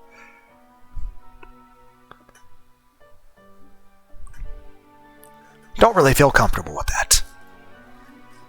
But I do have a lot of emotions. But in the real world, a lot of people would probably think of me as like a robot.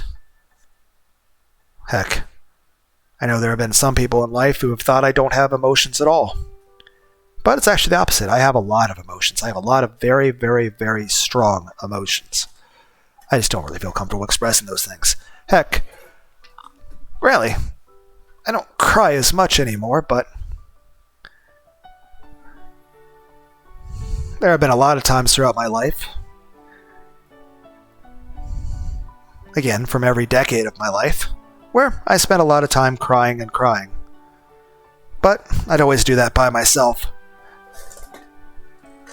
Granted, there are sometimes I'll read some of these things, and whether it be talking about personal things with me or just my own emotional reactions to the story I'm reading, I'll at least express emotions while reading, and probably is noticeable in my tone of my voice.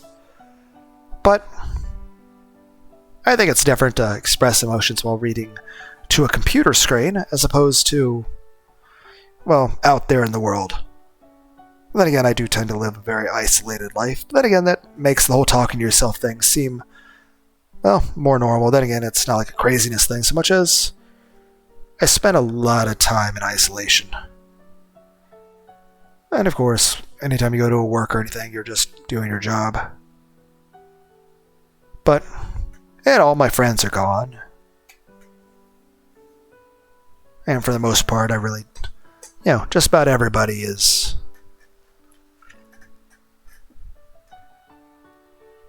uninvolved. And there's several people, I'm generally alienated from most people that I've known in the past. Heck, fairly alienated from my own son. Still love him. Still miss him a lot. Still talk to his stuffed animals in his bedroom, but not as much as I used to. For the first 5 years since the divorce, I spent a couple hours a day sitting in that room talking to his stuffed animals. Now it's usually just about 15 minutes a day. Though, for the most part, kind of isolated from just about everybody. Heck, if I were to die, I'd think the only person who would actually care would be my mom. I love my mom very much. But it's still a bit of a depressing thing to say that probably the only person who would actually care if I died would be my mom, so sad face.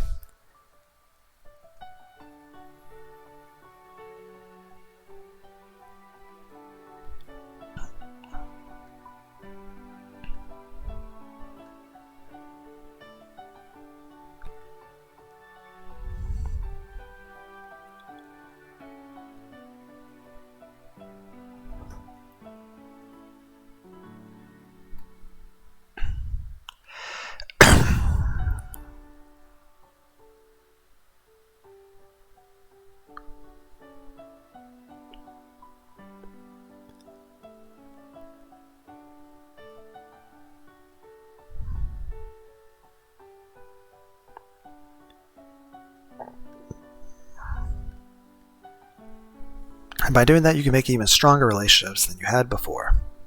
You know what they say, when it rains, the ground gets harder. Or something like that, anyway. What do you think, Rika-chan? We'll help you out so you can make new friends quickly. Would you like to give it a try? Those gentle words would have been tear-worthy if they had been said to this world's Rika Furude. But now I had possessed her. She was gone. The Rika Furude they were talking to was no longer of this world.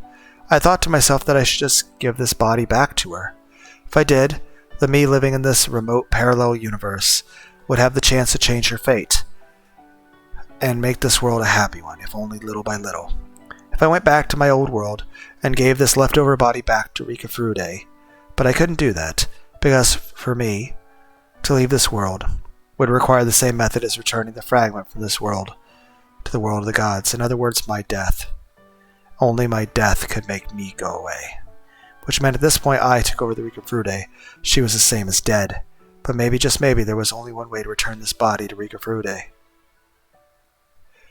That would be for me to die a different way. I wasn't a parasite or anything. In difficult to understand terms, I was an individual personality aware of other universes. Or maybe I should call myself a memory aware of other universes. And that meant that if I could forget about the other worlds, that would represent the same thing as me dying.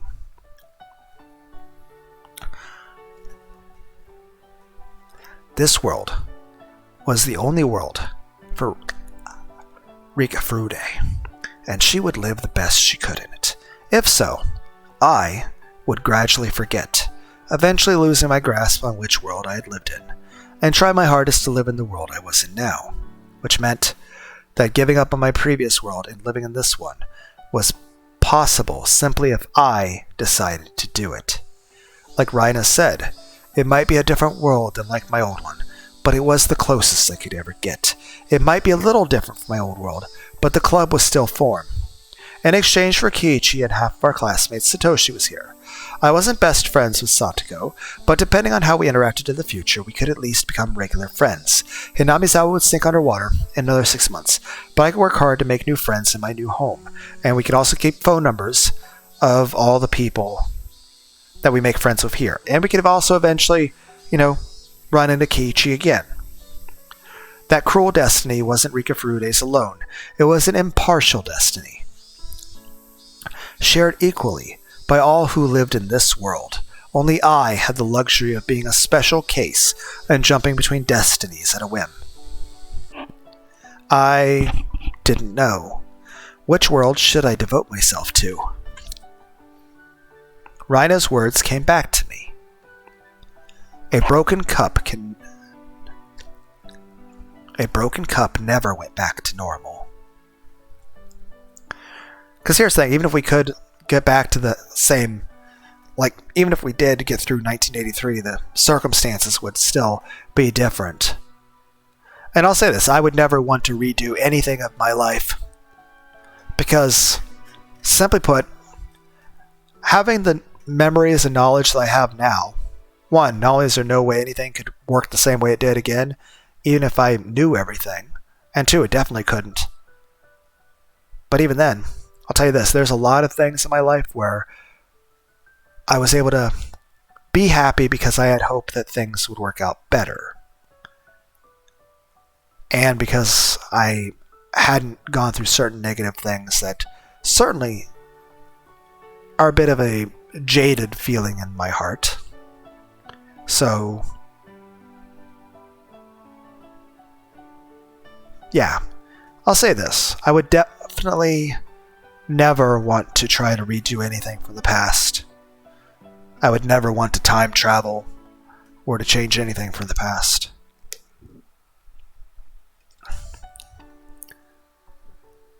And I still know that every decision I made was for the best, given the circumstances I had. But, one, if I can go back, I wouldn't change a single choice I ever made. And I wouldn't want to change the circumstances that I ever had in anything. But I do hope for good circumstances in the future. heading from this point on. But I wouldn't change a single choice or a single circumstance of anything in my past. But I am hoping for good things in the future. But more than likely, I fully expect to be disappointed. But doesn't mean I still don't enjoy life, and it doesn't mean I don't look forward to the possibility of things that I would find happy.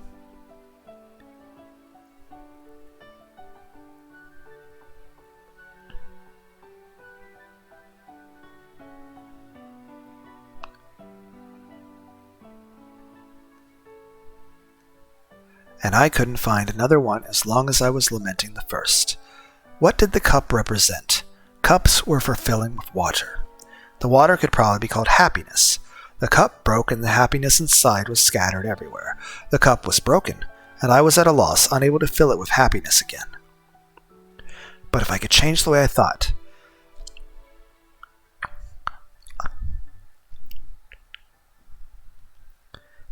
and rather than be attached to the broken cup forever, fill a new cup with new happiness, it could open the door to a new world. Still, while that world might be similar, it wouldn't be the same.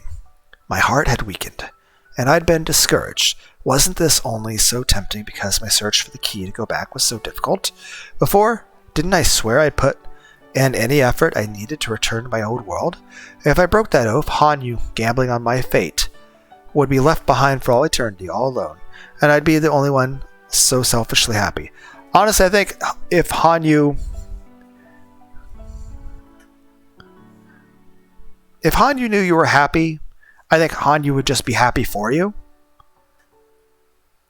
And she can still talk to you from time to time, but at the end of the day, I think Hanyu would just want you to be happy.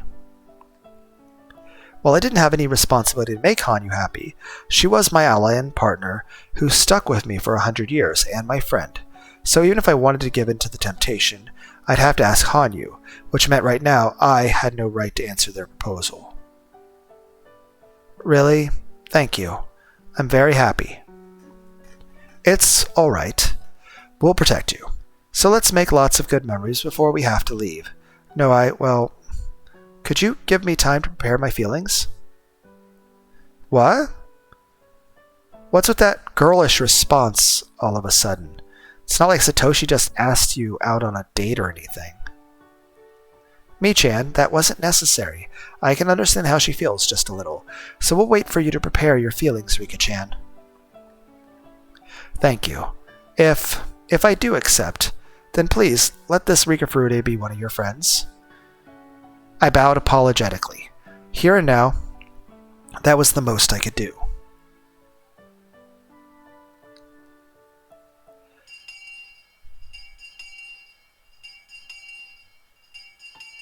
After refusing their suggestion that we all go home together, I left on my own.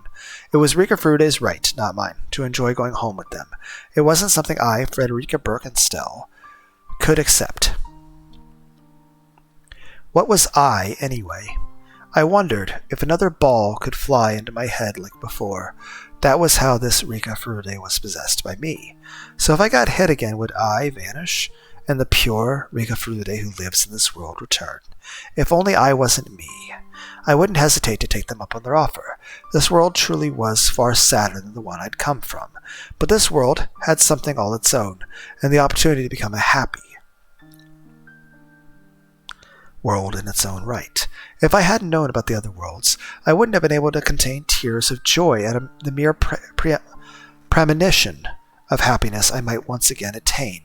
Were these conflicting emotions those of this world's Rika Furude seeping inside of me? Those emotions made me angry, and I blamed myself, asking why I'd put their offer on hold and went home all alone. I'm back. Welcome home. My mother always immediately followed that up with, "Do you have a homework, but not today? Rika, come into the kitchen." Her voice was vaguely cheerful and light. I wondered what it was. Did she want to surprise me in a good way? But I couldn't remember today being special. A person's expectations sometimes come out in their voice. For the time being, it felt okay to go poke my head in. I set down my things and headed for the kitchen. When I entered, my mother had already started on dinner, despite it being so early. She was in a good mood. I wonder if something nice happened.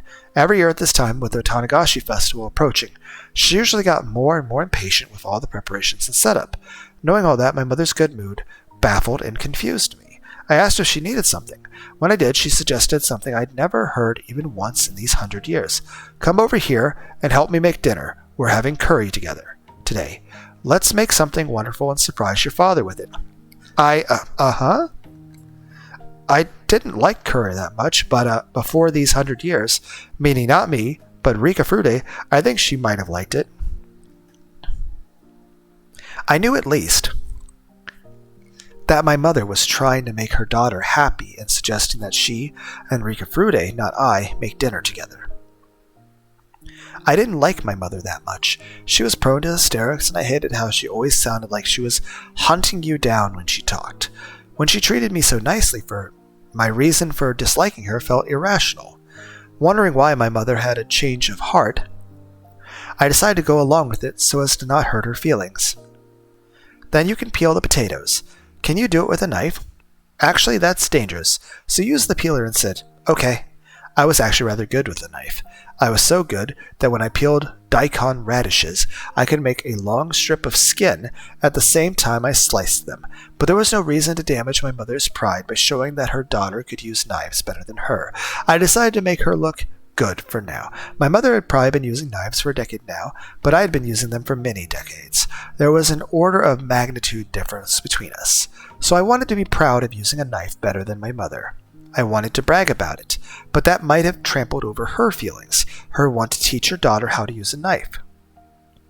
Parents are supposed to live longer than their children, so children respect the things their parents have learned from their having lived longer than them, but witches like me live longer than their parents and learn many more things.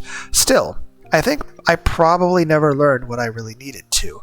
I mean, as long as I genuinely listened to my mother, she'd never get hysterical. If I didn't feel like respecting her as my senior in life, she wouldn't feel like she needed to act as one either. In the end, all that was left was a cold, uncomfortable relationship between parent and child. If I had acted more like a daughter and pretended to be an ignorant child when I needed to be, maybe my relationship with her would have been more peaceful like this. Basically, she was Rika Furude's mother, not the mother of the witch who'd lived for 100 years. Thinking about it made it seem obvious she'd be cold to me. I remember actually seeing some of that in Chapter 3, Tartar Sauce, in the game called Tartar Sauce, Chapter 3, where there were things about Rika Furude's mother was writing journals about how her child seemed unnatural when it came to certain things, and the way she talked and behaved was weird. And it was a bit scary, and it was a bit disconcerting. So we got to see what that was from that other side. So first we put the ones in the pot that take the longest to cook. I think the biggest thing is it also is any long amount of time, it can affect affection. I guess the best way to put it is this. Imagine if you were to suddenly disappear from this world and you lived in another world for 1,000 years. And then you suddenly came back to this one. Even if you don't mean to do so, would you wind up acting cold to the people of this world when you return? Would you feel distant? Perhaps if the other world you went to had lots of negative experiences, would you still be traumatized by those things?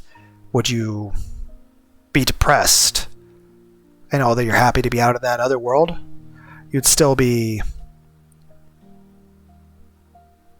a bit damaged and unable to really feel properly happy. I don't know. I would recommend that all of you actually, especially if this is the first video of mine you've ever watched, then you're definitely not, I don't know how familiar you are with the Higurashi story. And obviously listening to all my videos are, well, it's kind of scattered, disorganized, and well, you have to deal with me going on tangents. So it's a very And of course, many of the animes go entirely different story routes as well than what the visual novels do.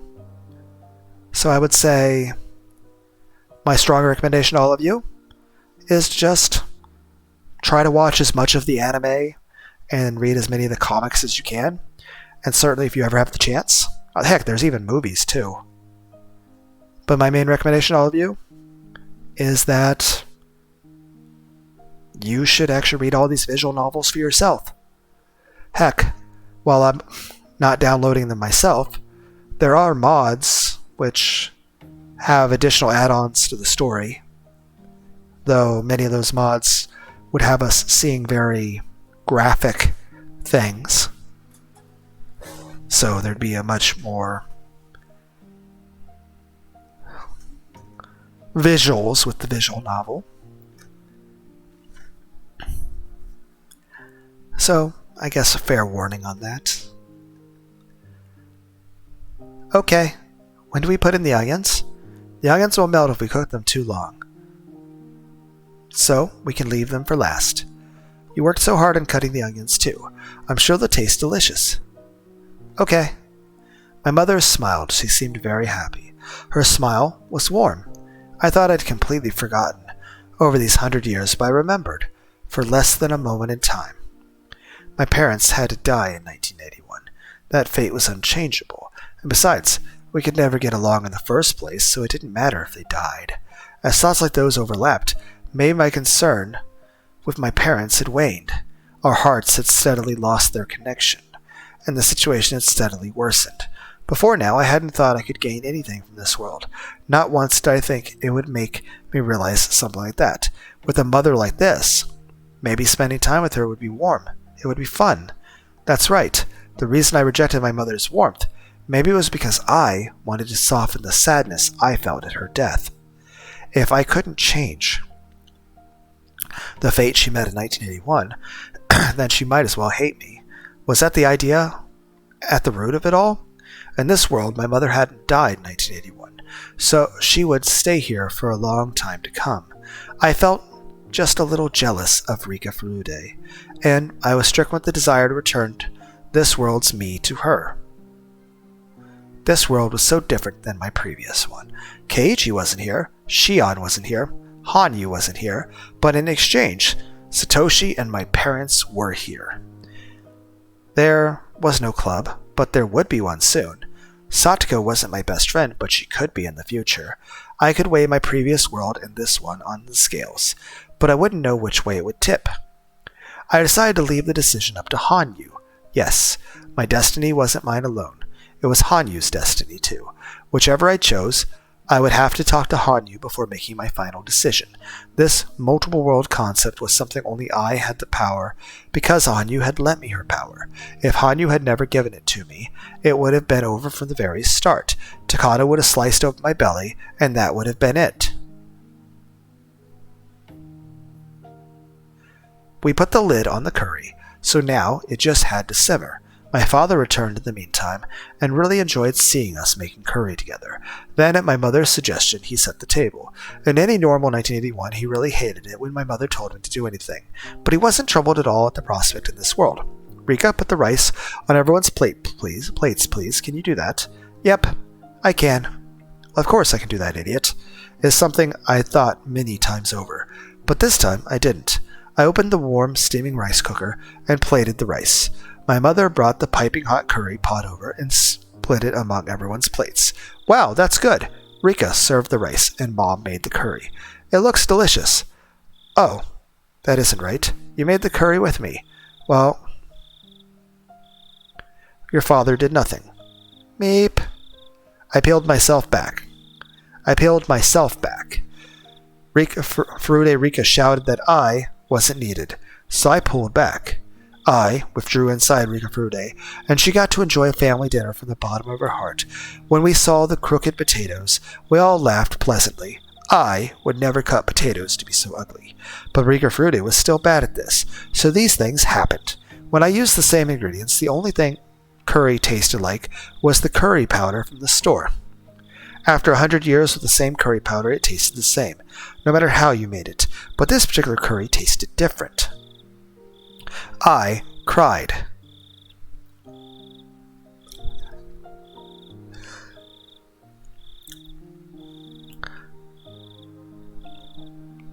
I cried at what Rika Frude had lost. No, at what I had lost. Rika Frude got to experience the warmth she had once forgotten. I wondered if another ball would come flying and hit me in the head. Then I would pass out for a while, and upon waking again I would be gone. Wasn't that the best possible happy ending? I was the stranger here. I thought this universe was the strange one out of all the other parallel universes. But it was me. I was the stranger. Then, what had that world been, the one I had reached after 100 years? Was it happiness that we'd all won? Keiichi, Rena, Mion, Satoko, Shion, and I? Was it all worth nothing? That wasn't true. It was a radiant world, one we'd all won the right to live in after 100 years of learning to trust in each other.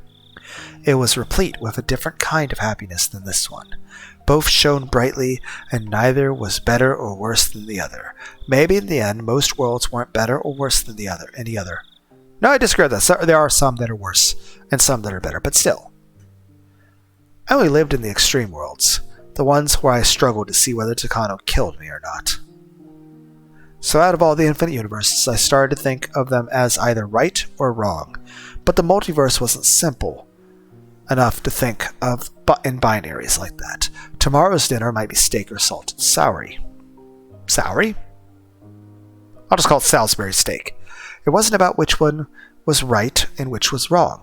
In both of those worlds, I'd spent a happy time eating dinner with family. What if my respective selves had been reversed during tonight's dinner? But that was an incredibly tasteless thing to ask. The real problem wasn't that big to begin with. Neither my last world nor this world was better than the other. I needed to accept that. I still didn't know where the fragment I needed to return to my world was. But what if I never knew, and the power of the crystal ball connecting me to Hanyu disappeared? I would disappear like the stranger I was, and give this body back to Rika Frude. From her point of view, she would have to say that I had returned to my old world, just as I once called this world a daydream. For Rika Frude, my old world was the real daydream. Her strange delusions of me would simply disappear along with it. Maybe it didn't really matter how to return to my original world. Which world would I decide was the original? Maybe that was really all this was about. After we finished eating, we cleaned up our places and started washing things. My father said he had a meeting tonight, and he was about to leave again. Rika, could you wash these for me? I have something to talk with Dad about, so please do the rest.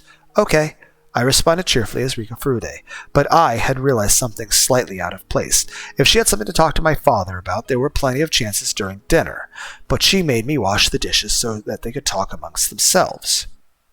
Rika just had to stay put and wash the dishes, but I couldn't suppress the curiosity that was welling up, and so snuck over to the front door to listen in on what my parents were saying. My mother was the one talking. Her tone of voice wasn't a cheery one. Yamamoto-sensei is discussing it with a big hospital in the city. From what he said, it might be her heart more than her brain. Apparently there's a wonderful doctor there who can help. I knew it. I knew I shouldn't have asked. Yamamoto certainly hadn't promised to keep our discussion in the nurse's office to himself.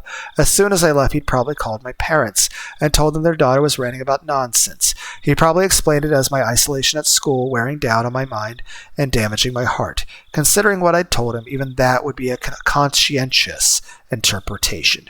Did you talk to Rika about it? I will after this. I mean, it feels like we're tricking her, given that tomorrow the doctor will be here and we'll suddenly be off to the hospital. But, when I think about how she feels, I can understand. Her friends got up and moved away, leaving her all alone. I should have tried to understand her feelings. Rika's always been saying she didn't want to move. We didn't wait for her to deal with it, and we made her repress it. When is Yamamoto-sensei coming tomorrow? He said the evening, but he didn't give me an exact time. He said he'd prefer it if you were there too. I'll be in the assembly hall tomorrow, so when he gets here, give me a call. All right. Don't be discouraged. I understand why she's saying she wants to go back to her original world, but there's nothing we can do anymore. This was decided between the village and the national government. I at least want to give her some fun things to look back on when she remembers living in Hinamizawa. You're right. It's time, so I'll get going. I'll leave. Rika, to you. All right. Come back safely. I snuck back into the kitchen the same as I'd come, but I think the floorboards must have cracked. When my mother returned to the kitchen, she still didn't sound particularly cheerful. Were you listening, Rika? Yamamoto-sensei called us today. He told us what you talked to him about. Meep. Yamamoto's really mean for talking about it without asking me. Rika, I'm sorry. You wanted to live in this village forever, didn't you? We never thought about your feelings. And I think we said a lot of pretty harsh things to you. It's okay. It doesn't really bother me. My mother's apology was meant to be heard by Rika Furude living in this world. It wasn't meant for me to accept, so I denied it. But my mother kept apologizing anyway. I was going to deny it again, but I stopped. It wasn't my turn. I should pull back. And then I felt myself begin to fade out. As I did, I felt my eyes grow warm. The rest was for me, a misty, hazy world. I cried as I buried my face in my mother's chest.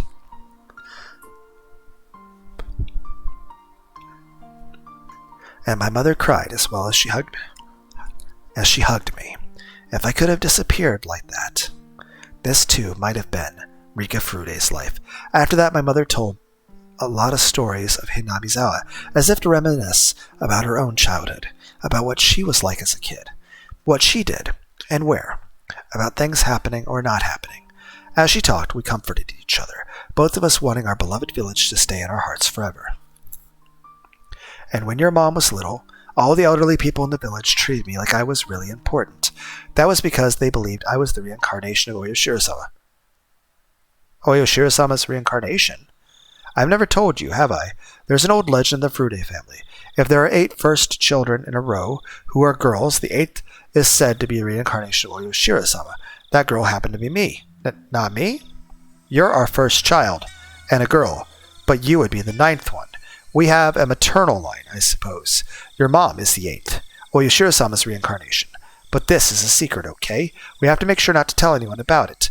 The only one who's know are your late grandmother and me and you. It's a secret between the two of us, okay? Sometimes, as proof of trust between girls, they reveal secrets to one another. For my mother, this was probably a trivial secret that she could use for that reason. But for me, it was different. Hanyu was first able to appear before the 8th of the 8 consecutive generations of girls, before Oyoshiro-sama's reincarnation. But in this world, Rika Furude wasn't the 8th. She wasn't Oyoshiro-sama's reincarnation. So, in this world, Hanyu couldn't appear before Rika Furude. Then, that was when, with my face buried in my mother's chest, I felt a warmth. No, a literal heat. Does she have a fever? No. This felt the same as Hanyu's power. But this was a secret. With my grandmother dead, there was only one who knew my mother was Oyoshiro-sama's reincarnation, the woman herself, which meant if my mother was gone, the fragment of there already being a reincarnation of Oyoshiro-sama in this world would disappear. My warm tears ceased to flow, and I felt my eyes drying up as I plummeted to the bottom of the abyss of despair. It was her. Mom had the fragment in her. If I could have, I would have chosen never to remember what that fact entailed.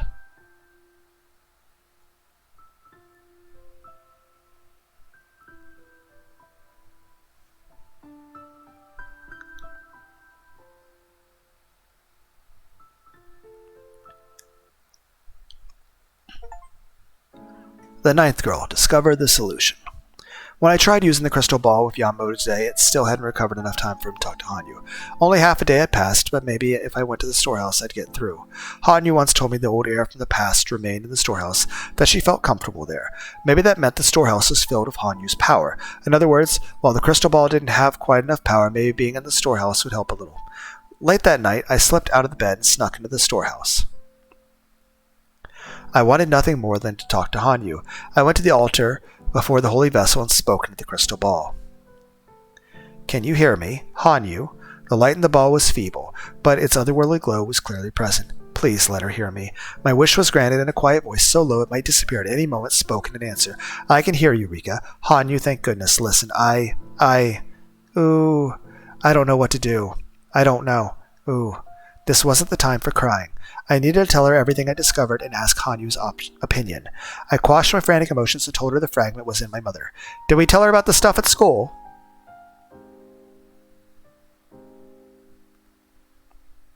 Hanyu stayed quiet for a few moments. She knew, of course, that I'd have to kill my mother to return the fragment to the world of the gods. It makes sense, doesn't it? You can only appear to Oyoshiro-sama's reincarnation. I'm not the 8th in this world, so you can't appear to me. The 9th isn't good enough, huh? It was a very long time ago. Ancient times, so ancient even I've mostly forgotten.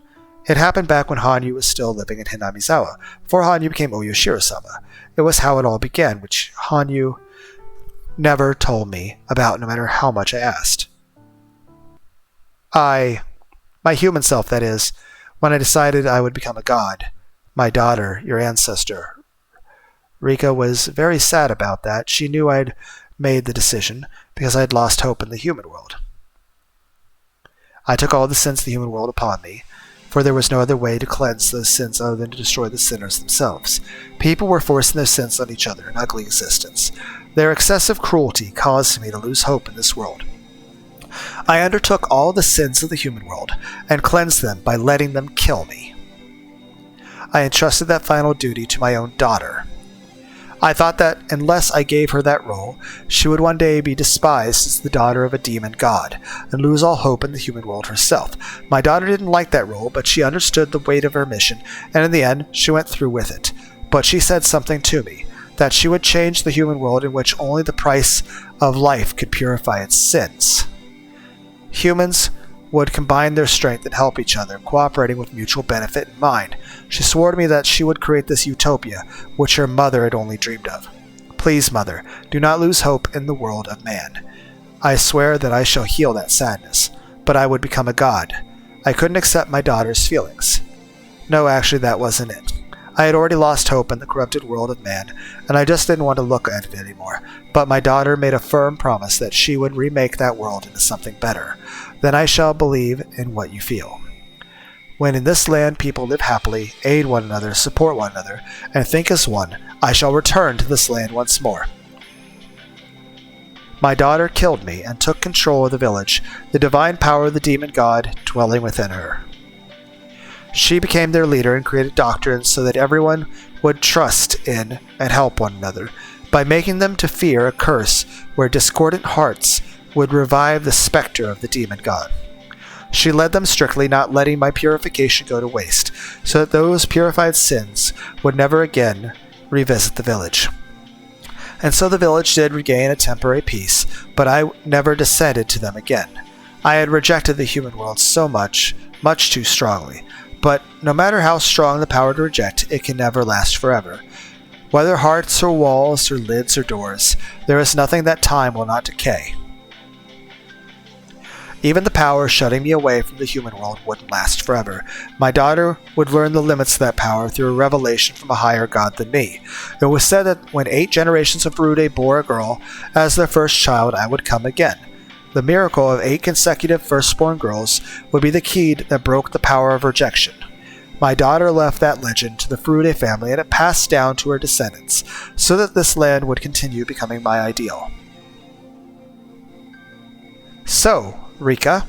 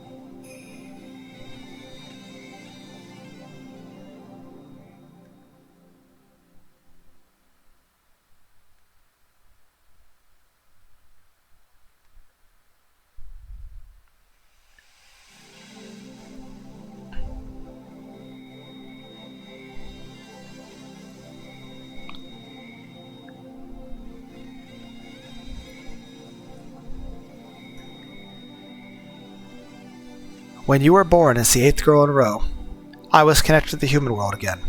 Long ago I may have hated and shunned the human world, but a millennium without contact was more than enough time to heal my sadness. At some point I actually started to feel sad at the prospect of living in a world where I was all alone. I intended to spend those 1,000 years in rejection, but it was also a punishment for me.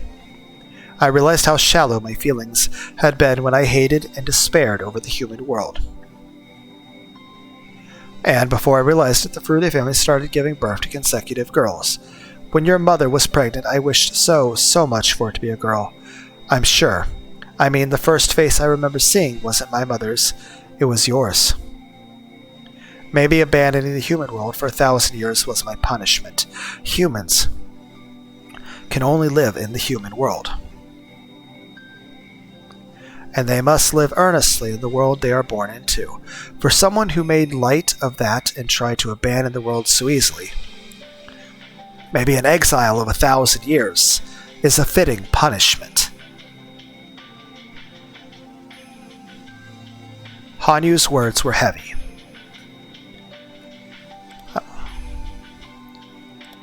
I was kind of wanting to finish this all in one go, but that's a bit greedy of me. Not that anyone's going to be able to sit through and watch listen as long as this video already is. But if you did, thanks for hanging out with me. 3.5 hours. 3 hours, 38 minutes, and 21 seconds. Anyway, hope everyone out there has all the hugs and head pats you could ever want or need, and, well, I'll see you guys in the next video. Bye.